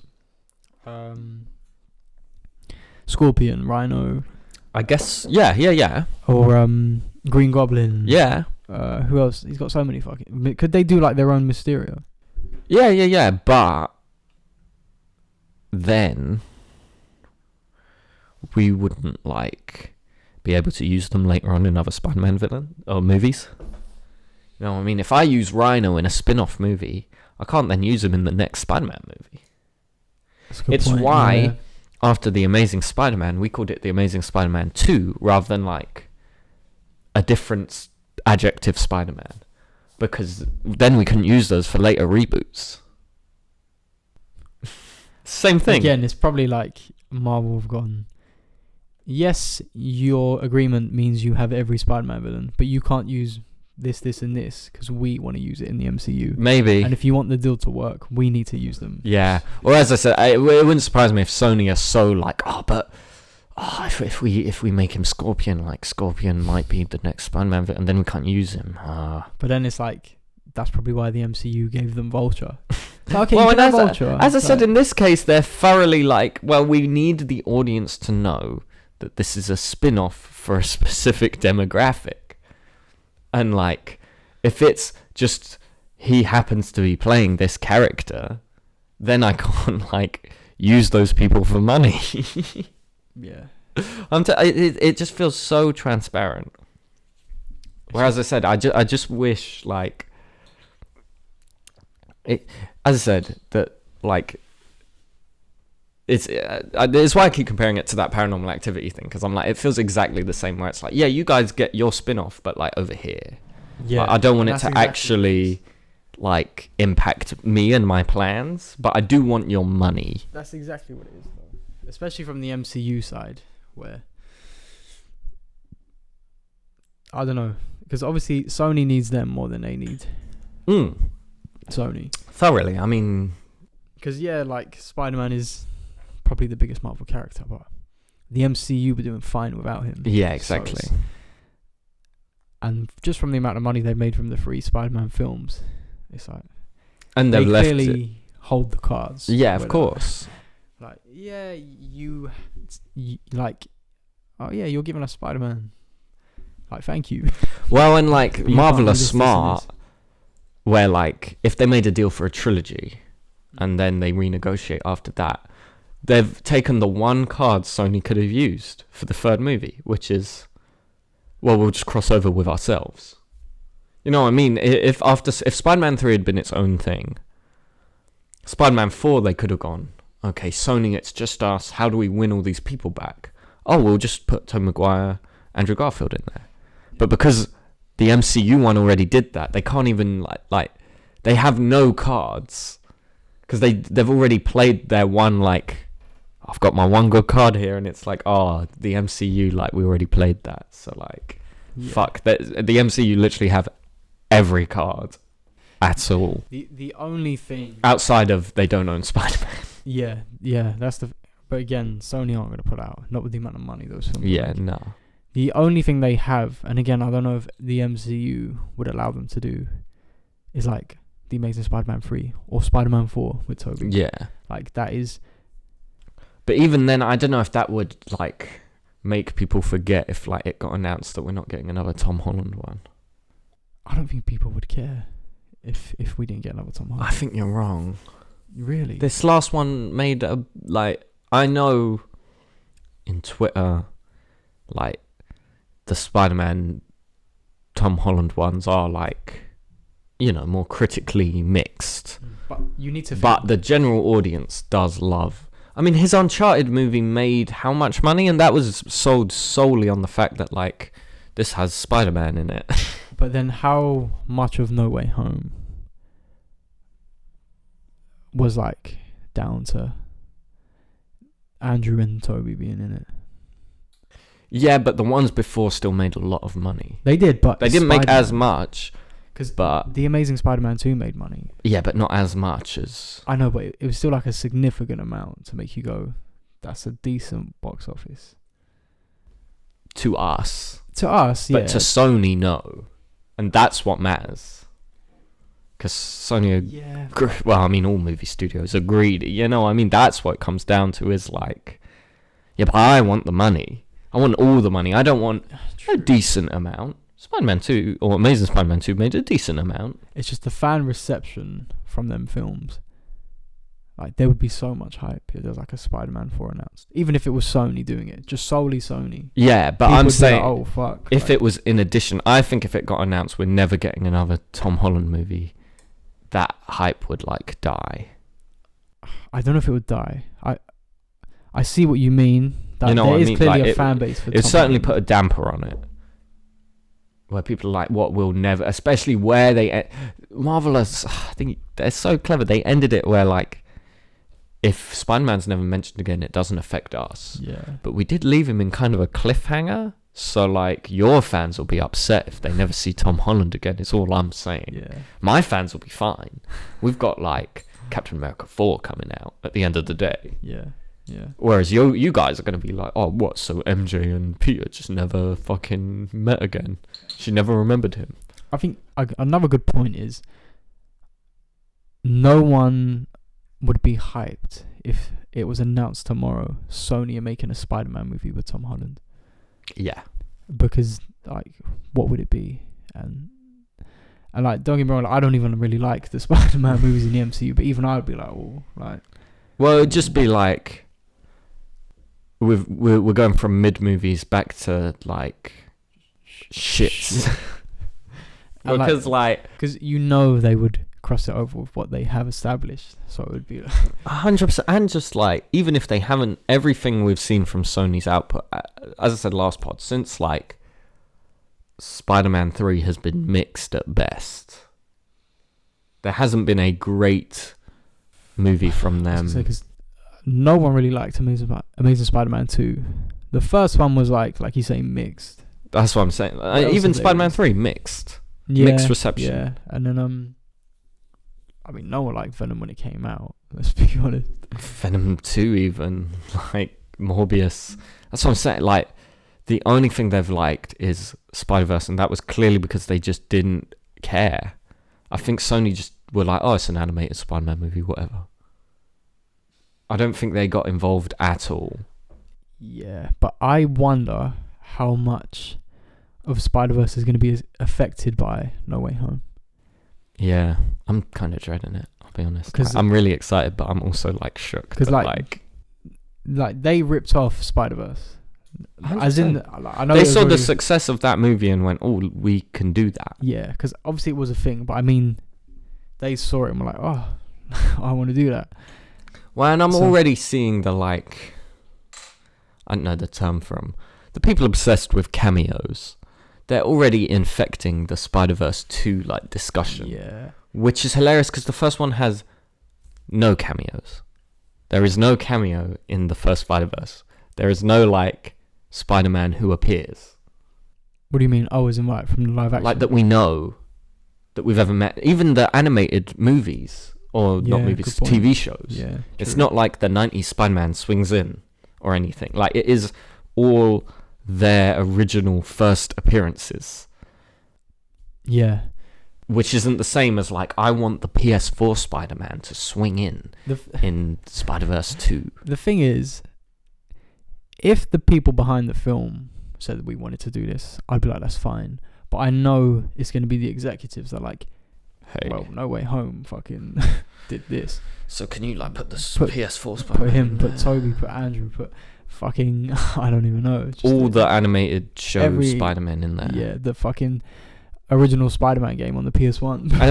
And I already think that my one weakness with Spider-Verse is that the characters don't get, a lot of the alternate Spider-Men don't get developed, and so I'm like dreading that like we get the sequel and it's just like 25 Spider-Men. And what does that mean for all Miles? of who, yeah, Like, all of him don't get any development, and like Miles, and if they bring back like Peter B. Parker or Gwen, like, and like they it's at the end of Spider-Verse that Spider-Man 2099 gets teased. Yeah, so it's like, will he get any development? We already know we should be getting him, but then if we're getting him plus 1, 2, 3, like all these, yeah, I wonder what that means.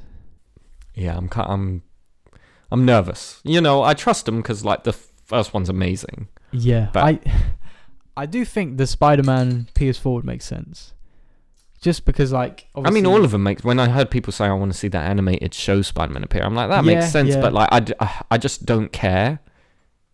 I don't care about cameos anymore. I'm exhausted. But that's already. the thing. Would it? Yeah. I mean, no. It depends how many they introduce. Because if it's like the first one where you've got like a team of 6, 7, I think it could work. But if it's like they're upping it to like 40, 50, that's what I'm saying. And then it's just like, the fact it's a 2-part movie, we know. That's a good point. Yeah. I don't know. I'm quite nervous. If they ruin this, then it's a wrap. Yeah, then like, everyone likes Spider-Verse. Literally everyone. And it's like they're only the people that don't like the Maguire movies, the people that don't like the Garfield movies, the people that don't like the Holland movies, all came together and are like, but this one fucking slaps. Like, emo, blah blah blah blah blah. Honestly, like exactly the same thing. Yeah. And yeah, so I'm just worried that Sony were like, oh, people really like Spider-Verse. Can you like? I think it's inevitable though. How did they not look at No Way Home and be like, well, like we have to. I was gonna say they already copied their homework once, so now they're gonna be like, look, we know what made Spider-Verse popular. Watch the end of the second part of Spider-Verse will be like Miles gets transported into a live-action universe and he's live-action. Oh no! You can just saw someone say that. You can just see it. I saw a tweet where someone was like, oh, the third one had better be live action. And I was like, why would you want that? Because I don't know if that would be the thing, but the fact that it's 2 parts tells me that third one will be the last one for Spider-Verse. So imagine it's like end credits, Miles is live action. They probably will do. And then Sony will be like, yes, we have Spider-Man. We managed to make Miles live action. As though we couldn't just do that anyway. Yeah. But it's like now they got to see it out, because if you make a Miles live action, you still got the Spider-Verse one. So why not just make the Spider-Verse one? Yeah, exactly. Exactly. Yeah. What a shame. Yeah, I suppose that's it for Sony. Do you have anything else you want to bring to the pod? Yeah, so I know last week we briefly mentioned Halo Infinite, but just like the direction of the franchise as a whole. Yes. Yeah, where do we start? So, have you you haven't watched any of this show, have you? No, I've only seen like the odd clip on the timeline. I watched that first trailer they put out. Right. And I thought it looked pretty horrible. Pretty terrible. I thought it looked like the Halo show we'd have gotten like 10 years ago. Yeah. Like on network TV. You couldn't have described it better. Like a daytime TV. Yeah. Type thing. I think at first I was just kind of whatever with it. But then when I heard that they got off his helmet in the first episode, I was like, yeah, because that's kind of it for me. Initially, I was like, okay, we're doing Master Chief. We've cast someone different, apart from Steve Downes as the voice actor. Although we've kept Cortana the same, which I found really jarring in that trailer. But I was like, okay, maybe it's a different take. Maybe where it's, a prequel, they felt Steve Downes' voice is a bit too old now to play like young Chief. Right. I was like, okay. But because I don't know why, I was like, after Mandalorian, I just took it as a given he would never take off his helmet. I don't know why. What, Chief? Yeah, like in a post-Mandalorian world where he doesn't take off his helmet till the last episode of season 1, right? Yeah. Like, I was like, that's cool. I figured we'd do literally the shot from Halo 1, where he's like, at the end, where he's on the ship and he's like, we're just getting started. And he takes his helmet off, but the camera pulls away so we don't see his helmet. I thought we were going to do exactly that. That would have been the perfect final scene for the first season of the show. And I haven't even seen a single second. Yeah, I mean, because I saw, initially it didn't bother me, this idea that like we're not following the games, we're doing our own story. I was like, cool. If you want to like mix and match stuff, it's a prequel, cool. Yeah. But it just looks like they took all the worst bits of Halo. This is what I mean, and this is where the Halo fanboys are like kind of misunderstanding the point. Because it's fine doing your own thing in a universe. Okay, you don't want to follow the games. That's fine. Like, there would be no point of making a show if you were just going to do Halo 1 in a Literally. show. But when you're directly contradicting, like, characteristics of a character, it's... Why even give him that name at that point? It's like if... why is Master Chief not a new Spartan? Yeah. You know, why make him John 117? Outside of like, well, we want Cortana and Chief in the show for money. Yeah, it's like if they made something Star Wars. And like, we don't want to do anything... Say Rian Johnson's trilogy happened. They're like, okay, it's not going to be the mainline thing, but it's just going to be completely fucking... It's not going to be Star Wars. Like, it's going to be some random shit that doesn't even correlate with anything. Yeah, and the original like, films. The characters appear... but like they act totally different. Like Han Solo appears, but he's like a different character. Yeah, genuinely, because this is the issue. If you wanted to do something that didn't follow the video games, why did you have to do Master Chief then? Yeah. Why not do an Arbiter show or something? Yeah, or anything. Because how cool would that be? Where it's just from that perspective. Even from that first trailer, I was like, the second I saw like a human being in the Covenant, I was like, okay, we've missed the point of the show. Like. Because I saw everyone be like, yeah, but how can we get Covenant scenes? And I'm like, but you guys are Halo fans. What do you mean? Have you played Halo 2? Like, how can we have scenes in the Covenant if there's no humans around? It's not like we made a whole game where you literally play as a fucking alien. Yeah, exactly. Like exactly. Cool. And even if you want to make it a prequel, sweet. Like, I'm all here for that. Where, like, you mix and match bits of Halo Wars, Halo Reach, and the books, and just kind of blend them together and do your own thing. That sounds sick. You know, I keep seeing people call it fan fiction in a like negative way, and I'm like, yeah, but from what I've seen, this doesn't look like fan fiction in the cool way, where it's like Master Chief fights the Halo Wars Arbiter. Halo Wars Arbiter with his dual wield energy swords fights Master Chief, who also has, you know, I mean, that feels like fan fiction, but at least that would be fun to watch. Everything I've seen from this show just looks like boring. Yeah, it's like Chief looks, he's like screaming and crying in every clip I've seen, and I'm like, well, you've missed the point. Like, what? And the things they changed, like, it looks like you can like control Spartans like with a tablet, and I'm like, what are we doing? It's just there's so much you could have done. As like obviously I know you are like into the books and the extended lore, but as like someone who just played the games, it would have been so cool to see the background of like Spartans, the Spartan program. How did this program start? How did it show them like the Mandalorian is a perfect example, because you literally see him taken in by the Mandalorians as a kid, and then it shows his training. Do that, but with Spartans. Because I don't fucking know how Spartans like came about. It's like, how did they train them? You just hear about it. But the thing with the show is, I think my brother described it best when I talked to him about it. It looks like, I haven't read the books in years. It looks like if someone made a show based on me describing my memory of the books to them and like the games.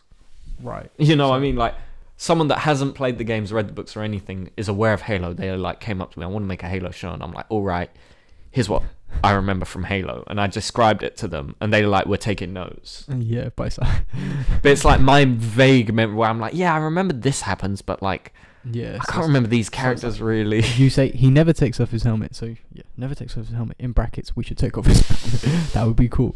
Like, well, and just that idea of like TV knows better.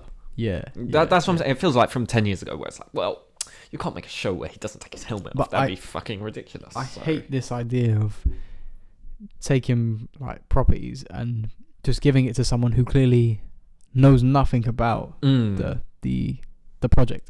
It's like, I know we've talked about like Dave Filoni with Star Wars before, but at least you can see he cares about Star Wars. I was going to say that there's merits to like having a fresh set of eyes approach something, but it feels like it's not like, oh, I'm not aware of this property, but like I want to know what makes you interested. This feels like I want to make money. I see how much money you guys make, and I want that for my medium, which is better, by the way. Like, TV's better than gaming, so like any change I make. Oh, you never see his face. What is that about? Yeah. We're gonna show it in the first. And the worst part is, if you wanted to do like, you know, we're doing stuff from the books, we want to dive into his origins. Like, have him show his face when he's a kid training to be a Spartan. Exactly. Like, and back to the point. And you can contrast that with him now and how he's this emotionless killing machine. Because that wouldn't be an issue, because the whole idea is you don't want to see his face once he's the Master Chief. Yeah. If you see it as a kid, it's fucking irrelevant. It's like, yeah, I was gonna say, because you see Din Djarin as a kid. So yeah, exactly. See the face reveal, like exactly the same thing. It genuinely is. So it's just one show. You know, it does it perfectly. Yeah. And then and it's so weird because that show is so successful. There's no way you don't make a sci-fi show nowadays and not look at Mandalorian to some degree. And the thing is, the Mandalorian is he's been made up for the show. Yeah. Whereas like you have so much content of this character, and somehow you've already failed. Like and I think that just the core issue of the show is with the book stuff they're taking, where it's like, maybe the UNSC are kind of bad people, which is like, if you're not aware of Halo, it's like the humans, and they do a lot of shady shit to like try and win the war against these aliens, the Covenant. But it is like, it complements the games. Where you play the game, you get a very standard like hero saves the day story. Then you read the books and it adds this like grey area. But you're already invested because you've played the games. Whereas the show, if you start me off with like, these humans are kind of borderline fascists and not very cool people fighting evil aliens, it's like, well then who do I care about? Because like, the first season of a show of an ideal Halo show to me should be like just like Halo was, just humans fighting aliens. Boom. And then once you've won the fans over, then you start doing the deeper stuff. Yeah, like you know, Master Chief should be like a mythic figure where he's like Jesus, where he just comes in and again, I haven't seen like even an extended scene in the show, but if it was me and like I'm just a random person, fucking don't show Master Chief until like the last minute of the first episode. Yeah, just have people have like cutaway scenes of Covenant talking about like, what do they call him in the games? Demon. And you're like, oh, who's this? Because then even a casual fan would be like, who are they talking about? And then you could show how like hopeless it is. The first episode could literally be like soldiers holding out, trying to save these colonists, but the Covenant are just murdering them, and it's like hopeless. It's like really dark and bleak, and then like boom, like you said, last minute Chief drops in and just genuinely have it be like a solid 30 minutes of just the Marines in a room trapped, all talking, like that scene in Aliens, like where just like it's getting more and more desperate. They're like welding doors shut. They're just getting fucked at every turn. And then a couple of them have throwaway comments about, oh, where's the Chief? Like, and then you hear some of the elites saying, they mention the demon, and then bang. At the very last minute of it, he just turns up with a fucking battle rifle, plasma grenades, bang, bang, bang. Dual-wield SMGs, just takes everyone down. And no one would have disliked that. No. That's the thing. Halo's beauty is in its simplicity. That's why the games are so successful. And I think the appeal of the books is they add that extra level of depth. Whereas this just feels like they didn't get that. Yeah. Where it's like, if I don't care about the core, like, aliens are killing all the humans, it's that simple. Yeah. If I don't care about that, you can't... You know, it's like the Star Wars is a perfect example. You know, Rebels versus the Empire. Simple. Good versus bad. And then, you know, you add... You know, in your Mandalorians or whatever, you add the same thing. The books, more layers to it. The books, extended. The spin-off movies. You know, we and it's not always successful. You know, nothing is, but I think that's got more merit to it than just the show being like, oh, let's fucking make the humans like evil. Chief goes rogue. Like, it's just not very intriguing. They should at least establish ideas similar to the games. Like I said, it's fine if they didn't want to. Yeah, I wouldn't have wanted them to just adapt the games. That would have been boring. But yeah, literally, because like it just won't be as fun. Yeah. At the end of the day, like it won't be as fun to watch a watered down show as it will be to, you know, actually play the video game. Because like Halo isn't a fucking masterpiece story at the end of the day. Like, no, but there's enough in there to make you go to make you wanna delve into it more. There's enough in there. And as I said, just weird choices like, we need a character in the Covenant, and where I haven't played the games, I don't know that like there's literally a playable character whose whole thing is he's in the Covenant, and that's where you do your compare and contrast. How similar are Arbiter and the Master Chief? Literally, the opening scene of Halo 2 does it perfectly. Yeah, where you see Master Chief getting a medal for succeeding, and you see the Arbiter getting turned into the Arbiter because he flopped in Halo 1. Like, just show them that scene and go, here's how you do your show. You get scenes with the humans, and then you contrast that with scenes with the aliens. Genuinely though, they're trying. I feel like it's being overcomplicated. It's just, I probably won't watch it. Maybe if I hear my boy Keith David is there to play the Arbiter, I will. To me, there is no reason you could logically give me why he wouldn't. It's a CGI alien. And like, he does so much TV. He's on like every other episode of Rick and Morty. All he does now is, not all he does, but he's a voice actor now. Like, I mean, he has been a voice actor for how long? It's like, if Rick and Morty can afford him, I think the Halo show can. I'm not being funny. Are you telling me he'd be like against it? No, I don't want to play one of my most iconic characters who I literally played like 3 years ago. Even if you didn't like the show, like you just said, they would get so much merit just from doing that. It's like, okay, at least you brought back, you know. Like, come on. You know, it sort of is. I mean, they knew to do it with Cortana, where it's like, we can't have a different person voice Cortana. She looks disgusting. What did they do to my waifu? I don't know what happened there. But it's like, you can have the same argument for the Chief though. Why change his voice actor? Yeah, like, if he's always in costume, why change his voice actor? But that's the thing, he's not. I know, but then you could just say, oh, the suit makes him sound different. Honestly, like, the helmet. Yeah, it changes his voice a little bit. Like, you know, like, yeah. It was just... I just feel nothing but, like, disappointment towards the show. Because initially I was so, like, on board before any trailers. Because, like, I saw people, you know, the usual people had already turned against it because, you know, they had announced the casting for, like, Miranda Keyes, and it was a black woman rather than a white person. And, like, I was like, oh, great. It's going to be one of these shows where, like, the faithful have to be like, oh, one thing was slightly different, so I hate it. And, you know, it just gives me an excuse to be racist. Yeah. But then, like, the trailer came out, and I was like, oh, no, and the show's bad. I was like, damn it. Why? You know. And it's like, it's also funny because my one thing with them like doing all this casting is I was like, man, if only there was like a key black character in Halo that's like a really cool badass character that you could put in your show if you played those games. Not in the show. You know what I mean? Not in the show once. Literally one of the most iconic characters. Bruh. Like, and you could do a cool, like, him and Chief for, like, almost like a buddy cop thing where he could be the guy in that first episode who's like holding out. Yeah. You could have him trying to like, he gives you some comedic relief. Especially as a prequel. Do a young Johnson. How they meet. Two other Marines or something. And then he's like skeptical. Like, who the fuck's the Master Chief? Like, he's a rumor. He's a myth. Like, like the Spartans can't be that sick. Yeah. And you get, over the course of the season, they like,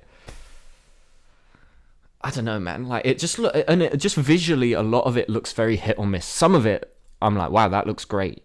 And then other bits, I'm like, what's I hate the design of the elites. They look like orcs. Yeah. And their armor looks like a bootleg Arbiter. It looks like someone showed them. And like, Halo is so colourful. You can look at this picture of Chief.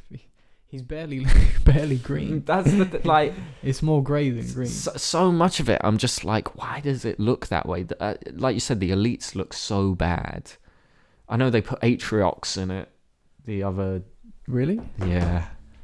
There's How like does a that brute. work? Well, don't worry, it doesn't. Because isn't he? I mean, I don't. Well, you could just do a young version of him, but I think that's what it is. Because the idea is they like send him to like fight impossible battles in it. But of course they put Atriox in there because he's current, and it's like, well, we need that synergy with like the current Halo.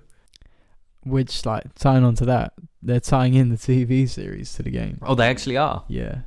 What, like armors or something? I'm not sure. I just sort of... I'm not being funny. It is, like, embarrassing for that game that, like, they had no cross-promotion at all. Like, a skin or something. You know what I mean? Like, what an easy layup of, like, hey, this armor that's in the show is in the game. And there were just weird things in the show. Like, them having, like, old guns and cars just made it look cheap when it's like Halo's weapons and vehicles are so iconic. Why is there an AK-47? Just give them an assault rifle. Yeah, genuinely. Yeah.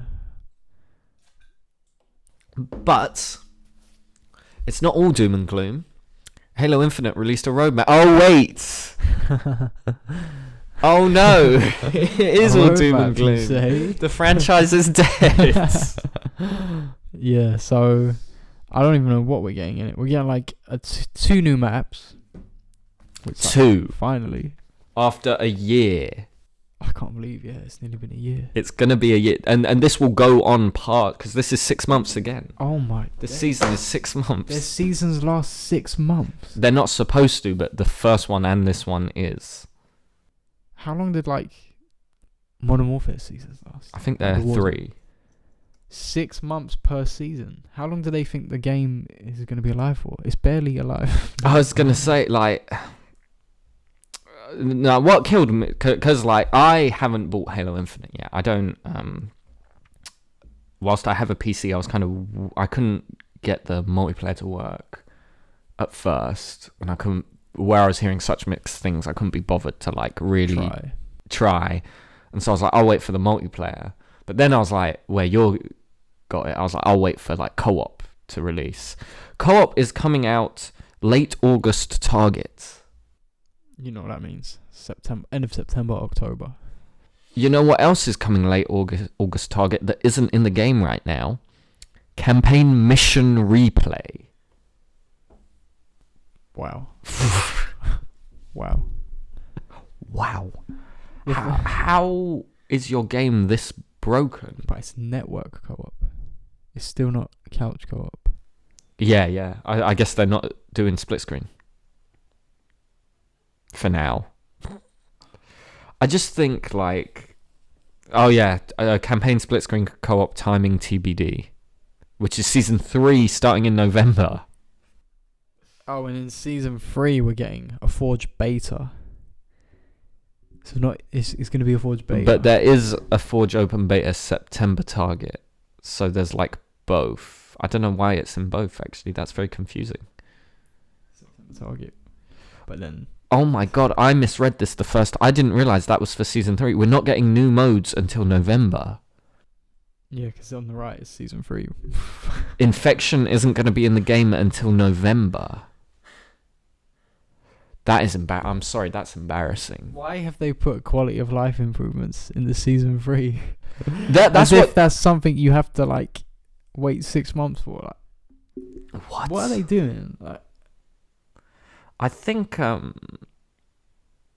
don't even know. So we're getting King of the Hill, Land Grab, and Last Spartan Standing, which is that new mode, which people misreported was a battle royale bit. It's not a battle royale. It's like free for all, isn't it? I think so. I get the impression it's a bit like S&D, where like when you die sort of thing. Maybe you have like limited lives or something. I just think it's embarrassing. It's a shame though, because like the game is really fun to play. Like the multiplayer is good. It's fun to play. It's just there's no content there. I think that's the main thing where I haven't bought it yet. That like keeps holding me back. Is I'm like, I feel like I play it for a month and then never touch it again until I got like updates. And I wouldn't blame you. That's such basic thing like infection. I know it's a weird thing to like focus on, but infection. No, but it's a pretty big part of Halo. It's been there since Halo 2, right? Infection. I'm pretty sure every COD has had infection within like a few months of launch. Unlike this game has been out since December, right? December. November, end of November, the multiplayer came out. Then in December, the single player. So January, March, April, about. It's been out 4 or 5 months. Yeah. I don't know. I just think the game must be broken for it to take this long. Which is a fair point. Obviously, the amount of times it's come out that the game had like a terrible development. Yeah. I mean, we know that like the 6-year development was scrapped, and it's actually like 2 years they worked on the game for. Exactly, which is I get that. But like I don't know. I don't think people deserve that level of slack cut for them that I see the Halo community cut free for free. Not to the extent of what we've got. We should at least. This isn't their first mistake. I think that's the thing. Yeah. Like this is 4, 5, 6, whatever hurdle you want to say. This is them falling over. This is like a pattern now. Because. Yeah. I think Favin, a YouTuber I watch who does Halo content, summed it up best when I was watching him talk about this, where he was like, the game is so broken, like Slayer doesn't work. Because in Halo, you know, in most games you get like free-for-all, team deathmatch, whatever. In Halo, you just get Slayer, and you get Team Slayer or regular Slayer. Yeah. This game didn't build it that way. They did free-for-all, team deathmatch, whatever it's called in the game, where they're separate modes, and that has like crippled development because so many modes rely on like Slayer being a base game type that you tweak. Like Infection is literally Slayer, but when one team kills you, you join the other team. Yeah. Whereas where they haven't developed the game that way, they can't like just tweak it as easily. Yeah, they can't. Yeah. Like, I'm not being funny. If Infection wasn't in Halo 3 on release, I could make it in an hour max. Reach, I could make it in 10 minutes flat. Like, Reach had such good like customization options for which like games. Makes you wonder how have we gone back this far in such a little. Every Halo game since Reach has released with less and less content. And you know, like realistically, we're not going to get a playable Forge for like at least a year and a half. I'm going to say. At least. Yeah, I mean, because they're saying beta, and we all know that just means it'll be broken, probably, or very feature barren. Yeah, and it will probably get delayed again. If what we've had so far is anything to go off, it'll probably get delayed. Because that was the thing. I remember. I mean, it kind of flared up again on Twitter yesterday, where I saw people talking about playable elites. But I remember when it was announced, no playable elites. People were like, don't worry. This game's a live service. I'm sure in like a couple seasons we'll get playable elites. And it's like, yeah, at this rate, in like 7 years' time, we'll get but you know what? Playable elites. I keep thinking about now. You know when they came out and they're like, we want this game to last. How long was it? Was it like 10 years? 10 years. And it's like, now it seems shady. Why did they say that? It's because they knew, like, most of the features you weren't getting for at least a year or two. I'm telling you, I believe it. When they say 10 years, I'm like, yeah, I'm sure in 10 years this game will be very content rich. If it lasts that long. They have to be quick because people will move on. They already have, and that's the thing. Like, Master Chief Collection had more players than Infinite the other day on Steam, which I know all the Xbox fanboys are going to jump in here and be like, oh, but the Xbox charts. Listen, it's embarrassing either way you cut it. No, it is, yeah. And even then, if you look at the Xbox charts, Infinite ain't in the top 10. It was at like number 15 last time I heard. And for like a Halo game on a new console, which barely has any games. That hasn't even been out a year yet. It hasn't even been out half a year. Yeah, it's been out 4 months. It's embarrassing. Being generous. Halo should be your number one. Like, that is what Xbox is, the Halo console. And this is what I mean. Like, the new Xbox hasn't had any other games of this caliber. So how is it? Gears 5. Which was like, yeah. And that was like at the end of the Xbox One's life. Exactly. This dropped nearly a year after the Xbox Series X had been out. No? Yeah. Because everyone was like, will it be a launch title? And they were like, yes. And then they were like, actually, no. I just think after a certain point, we have to accept that, like, it's going to sound really mean. I just think they're not very good at making Halo games. I mean, you wouldn't be wrong. They messed up Master Chief Collection, which already had 3 perfect games. 4... Unreleased 3, because they patched in Reach and ODST. Yes, and it had Halo 4 on there. It was Halo 1 through 4 originally. Yeah. So 3 perfect games. And somehow they fucked that up. I saw Halo 4 trending yesterday and I was like, this is Aaron's doing somehow. I don't know how. I can't prove it. I want to replay it because I don't even think I ever finished Halo 4. Neither did I, and there was a good reason for that. I couldn't get through it. Same. I got like 4 missions in and was like, this is terrible. I'm sorry. I mean, 5 I'd played like 2 missions. That, like, I obviously I didn't own an Xbox One, but that I was like embarrassed to even like. It was so bad. That's like, if you have like an ex that like just like is really embarrassing, and like you're out and they're trying to like make eye contact with you, and you're just like this. Mad. Yeah. That was me with Halo 5. I was like, no. And they were like, oh, Arbiter's in it. Arbiter's in this one. I swear. Oh, who's that over there? Warzones. Hey, yo. Halo Reach, what are you saying? You know, like the Key and Peele sketch. Yeah. It's shaking it, that's me with all the 343 releases. Can never forget about that. That's all we got. When he has the baby, that's me with ODST. It's like, oh, so cute. I want another one. And the Halo 4 is like, yeah. Hello.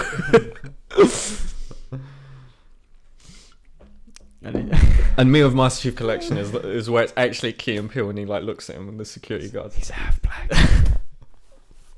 I'm in there. I'm in there, dog. I'm in there, dog. Flood firefight, dark. I just think it's mismanagement on a lot of levels, and the more we've seen about Infinite's development, like, did you see like part of the reason it took them so long to even get to season 2 is because it was all like temporary workers on like temporary contracts that made the game. So after it came out, they were all released from contract, so nobody left knew how to like make, like they were like, what that is kind of fucked up. As it just looks like mismanagement on like every level. The thing is, it's Microsoft, like 343 leadership, like all of it, just all the way down. It's like, this is what I don't get, because to be fair to Microsoft, like they've been doing a lot of stuff that's pro-consumer. Like yeah, definitely. Game Pass, just the whole release of the new Xbox. It's been very like pro-consumer. And then when the whole launch of this game is like the opposite of that. So like, who's at fault?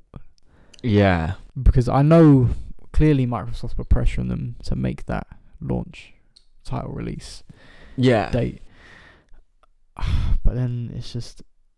Because I mean, it What was the original showing of this game was embarrassing. It was so much Like- so they delayed it like a year. I was gonna say, like, it literally memed to death, and like I know like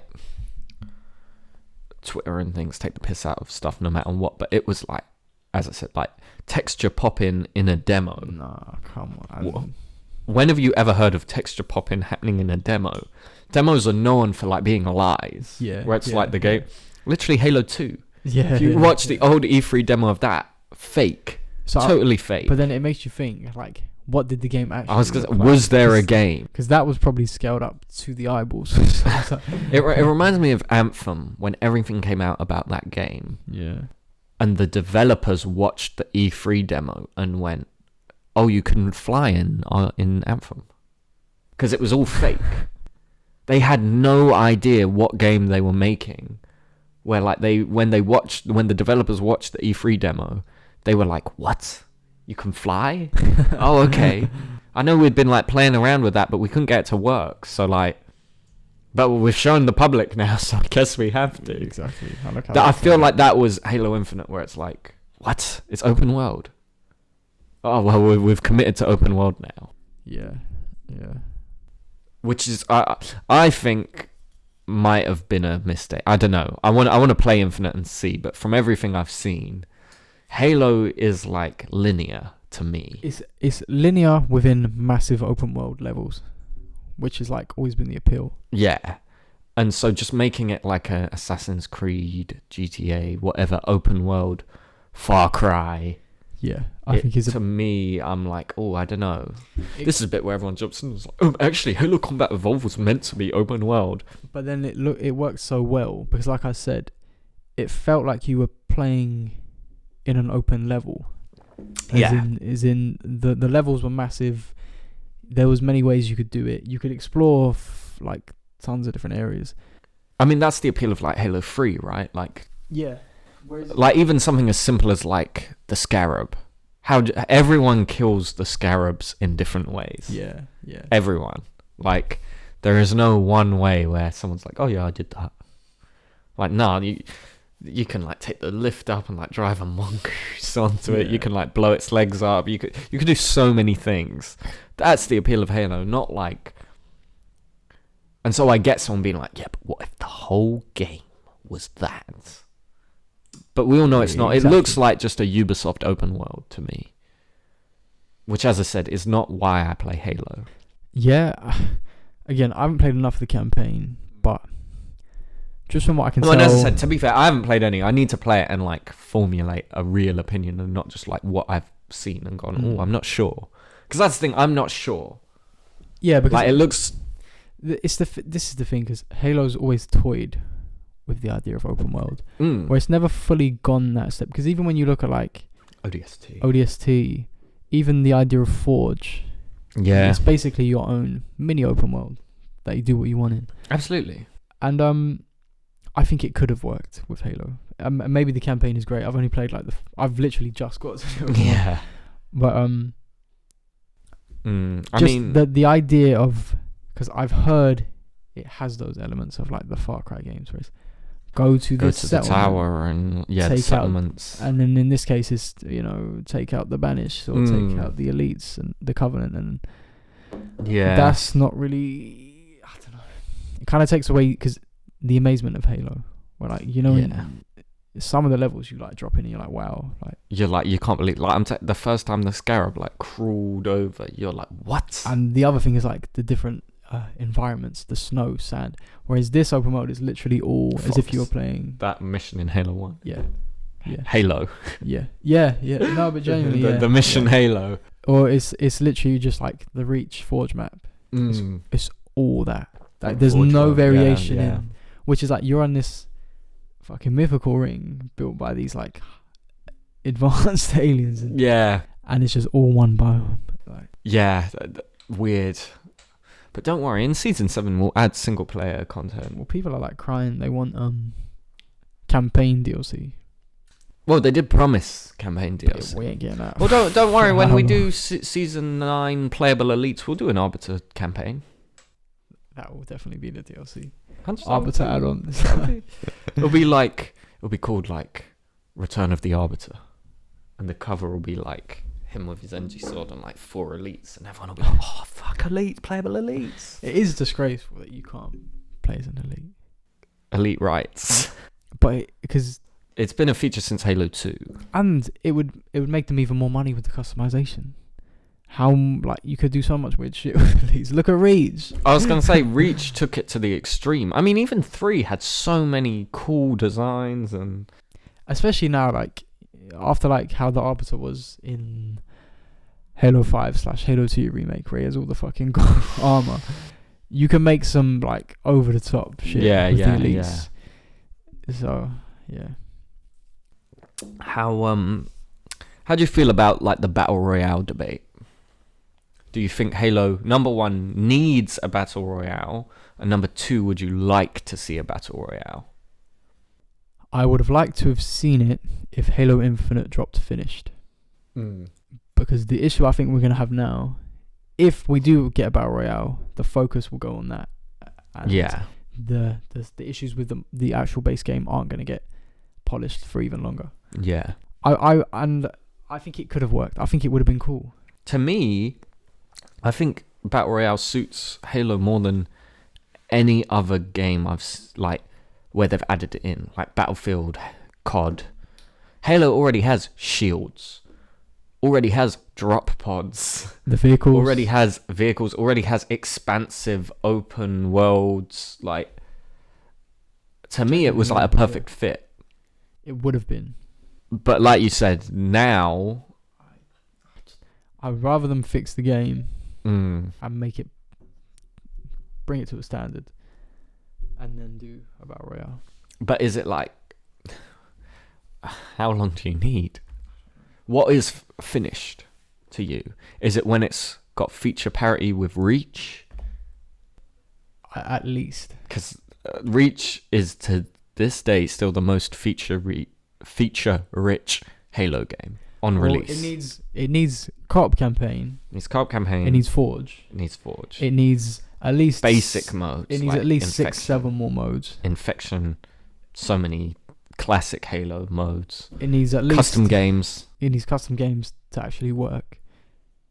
It needs 8-9 more maps. Yeah, and it needs like a constant stream of them. Is the big thing. Like, yes, eventually we'll have like 20 maps in there, but if it takes you like 5 years, is it worth it? Pointless. It needs about 30 more weapons. It needs the Spartan laser because how is that in there? No, I don't think it is. Right. Which is shocking. It needs to bring back the OG energy sword sound, which they still haven't got. And they went to the degree of taking it out of Halo 2 remake. Fucking shocking. It sounds so shit in Infinite. Like, it's like a tiny little click. I don't know. But yeah, like you said, I think a battle royale would have been cool. I think it would fit the game, but ultimately, I don't know. I just can't get excited for any of it. And the thing is, I think it would suit Infinite best, just because from what I've played, they've like made the vehicles so weak. Yeah, which like is a criticism, but in a battle royale, it would help. Yeah, it makes it, because the worst thing in a battle royale is where like someone just rolls up on you and they've like got so much HP and you're like, what is safe? Yeah, but like if you just make a Banshee weaker and you know, like it just make it more accessible. I think it would work with how they've done the combat. Let's see what this last Spartan stand is, because I have no idea. I'm sure it's like just a free-for-all mode. A battle royale of sorts. Of sorts. What, like that mode they put in Black Ops Cold War, where it was like they had all the little maps and it made one big map. I forget what it was like the Outbreak, but for multiplayer. So it pits 12 Spartans against each other. Just like a battle royale. 12 players. 12 players. In a free-for-all setting, they spawn into a big team battle map. They spawn with a confined loadout. 5 respawns. You can only upgrade weapons by getting kills. 5 respawns, just like battle royale. but there is a danger zone that closes in. Right. So it's like free for all on a big map. Yes. Where like it pushes you in and you have limited lives. Yeah. Just like Battle Royale. Yeah, exactly like Battle Royale. I don't know, man. Like, why is that a mode and Infection isn't? Does that take more work than Infection? You're right, though, yeah. Like, I don't know. And it's like, if you're going to do that, why not just hold off and make a Battle Royale? Because it is clearly, like, trying to be a Battle Royale. As I said, it's literally like when Cold War announced that, like, fake Battle Royale thing. And I was like, what? Why? You have Warzone. And it was blatantly because, like, they were working on Blackout 2 and went, oh no, Warzone was actually super successful, but we'd put all this work in, so, like, what are we going to do with these maps? What was it called? I can't remember what it was called. The Zombies one. So there was Outbreak, but they did a similar thing in multiplayer. What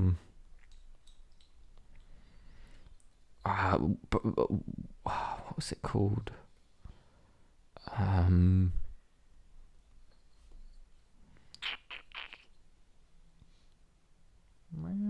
I can't remember. Fireteam Elimination. That was it. Where it was like lots of little maps put together to make one big map. And it was like, I think there were insider reports that like Treyarch had been working on like Blackout 2 because they didn't know Warzone was going to be a success. And then after Warzone was a success, Activision was like, fuck that. Fuck Blackout 2. And then Treyarch were like, but we have no game.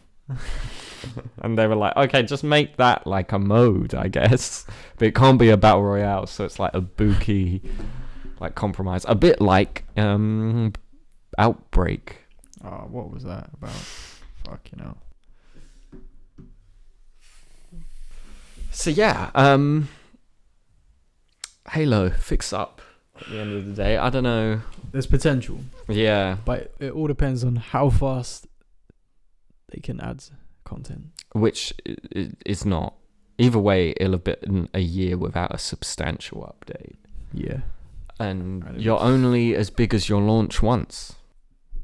Yeah, that's true. I saw people talking about Siege, and there was a thing called Project Health, where like they just took like 6-8 months and just like fixed the game.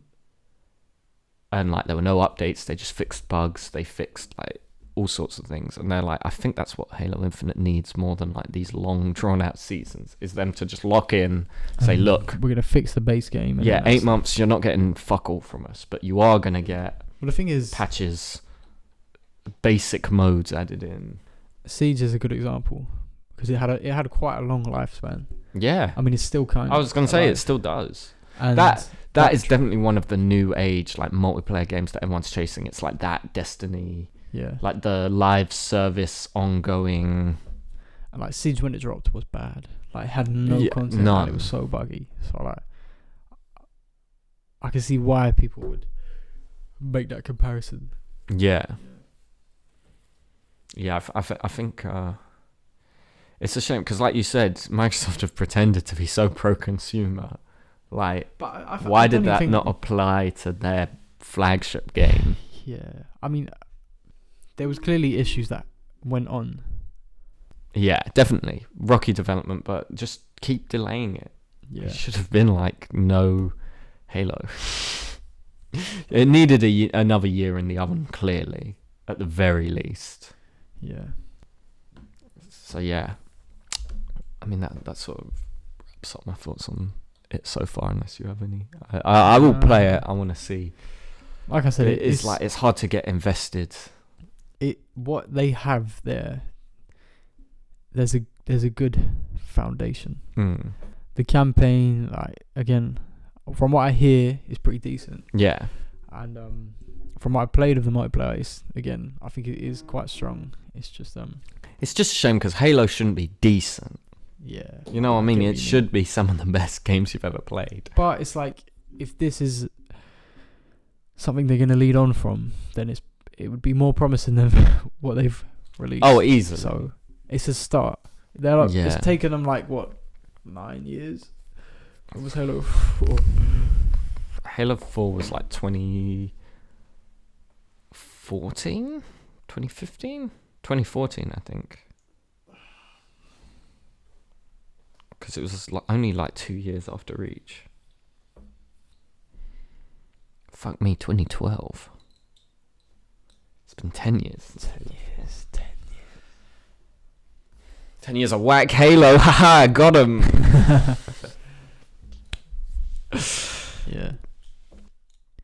Make Halo great again. In Final Verdict. Maha. No, wait. Mugga. Mugga. Yeah. In the meantime, just play MCC. Yeah, yeah. They put Flood Firefight in that and it looks fun as hell. Let's hop on. See you there. I'm ready. Where are we dropping? Get it, because it's ODSTs. And you're telling me Halo doesn't need a battle royale. And then you drop in with the ODST drop pods at the start. It would make sense as well, because you're weak. Like, you ain't got no overshields. Bro, yeah, even if you were like a Spartan, they can just, like when you land, you don't have shields yet, because like, I don't know. You have to pick it up. You got fucked up. And then you can pick up armor lock. And yeah, and they have they literally do it when you pick up armor abilities in the game. You like plug them in, like pick up shields. It's almost like they designed it to have a battle royale and just haven't got round to making it yet. Bungie would have done it best. Pull one out. Destiny 2. How have Destiny not got on the bandwagon? Fuck me. Good question. Good question. Yeah, I don't know. That's the worst part, is I can't even be like, yeah, well, at least Bungie is still making banging games. Like, I don't want to suffer with Destiny. Didn't Sony buy them out? Activision. No. Someone did. I think it was No. Oh, yeah, they did, didn't they? Bungie, yeah. For some reason. Because they thought that meant they got Halo. All they get is Destiny, right? That's all Bungie make now. Oh, boy. You know, we're talking about exclusives. You know, Xbox are buying up like Activision, Bethesda, all these great companies, and then like Sony are like, yeah, but we bought Destiny. Yeah. Could you imagine if like Bungie still made Halo though, and they bought them? That'd be insane. Yeah. Imagine if Bungie still made Halo.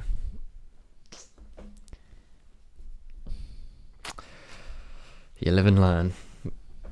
Sometimes you just grow apart, man. You know, you're on different life paths. You know, 343, they want to, like, do their thing. You know, Bungie, they grew up. Yeah, man. Reach. What a send-off. It's like the greatest hits of Halo, Reach. You got everything in there. Yeah, the Reach haters, I can't abide them. I don't understand it. They aren't my people. You got like the best Forge. Easily. Best custom games. Best Best armor games. customization. Yeah, easily. Best like leveling system. Beautiful. Campaign is great. I also like the visuals, like the way they change the art style. Yeah, it's like the opposite of what Halo usually is. Yeah, Like but like in a good way, rather than like what 343 did with the art style for 4 and 5, where it was like, what the hell am I looking at? 4 is so weird because it's like trying to be realistic, but with the color palette of like the old games. And like they just make so many weird changes. Like so many things are like iconic and look away for a reason, and then they're like, yeah, but what if it was different? What if the rocket launcher just looked different? I think that's like 343 in a nutshell. I think they just wanted like their stamp on things. Yeah, like we're gonna put sprint as a permanent thing. Oh gosh. And they still won't let it fucking go. Everyone's like, in Reach they had sprint. And it's like, yeah, well, it's an armor ability. Yeah. It didn't like change the design of the game in the same way. Yeah. Also, there's no assassinations in Infinite. They haven't added those in yet. Not that the game is missing features. Call of Duty has it, and they copied it from Halo. That's embarrassing. They have infection. Where did they copy that from? Oh yeah, Halo. And Halo themselves can't even get it in check. Theatre mode don't work. It's disappointing. Yeah. I say we on that downer. I'm pretty happy to leave it there. I feel we've pretty thoroughly buried Halo in a shallow grave. And so I think next week, future certainly. Weekend album ranking soon. Maybe the week after. Maybe week after. Yeah, probably. I mean, we'll see. It depends what happens at the end of the day. You know, if there's big news. Yeah. You know. We'll see. You know, this week there was kind of a couple of things we wanted to catch up on. And yeah, so we'll see about next week. Maybe we won't have much to say about Future's album. Maybe it'll be a quick intro and then we'll get to the main topic. I don't know. But I'm happy with that. Yeah. In the meantime, make sure you're subscribed to us, following us, liking our stuff, running up them streams. This last episode and this one, Spotify have put in a new video podcast feature. So I've tried that. We'll see. Give us some feedback at the end of the day. I have no idea what it will be like. I was just uploading the pod and it was like, hey, you can upload it as a video now. And I was like, that's kind of cool. Do that on YouTube anyway, so might as well. And it still goes out. They just take the audio and put that on all the... Because they disperse it to your other streaming networks. Oh, really? Yeah. So, you know, let us know what the video's like. That's why Spotify's the GOAT, man. Spotify were like, what if we were everything? It's interesting. I wonder how it will go, if it will catch on or not. Because, you know, Spotify is such a non-visual app. Medium. They're clearly trying, I mean, with the lyrics and things, those weird animated album covers, I think they're trying to... Yeah, that's a good point. Step by step, get more and more visual. So you're not just on the app, you're on the app. So yeah, now with this video podcasting, let us know what it's like. And yeah, follow us on Instagram, TikTok. Don't Start a Podcast, one word. We put clips and funny moments up on there. And you can just contact us there. Let us know. That's it, what you liked. Yeah. If you're a Halo 4 fan. Yeah, you can tell me that I'm a fucking Bungie little crybaby and need to fucking grow up. Move on. Halo's done. And how Halo 4 is the best fucking Halo because it has an emotional story, you fucking crybabies. But yeah, hope you enjoyed this episode. I've been Ben. I've been Aaron. And peace. Peace out, boys.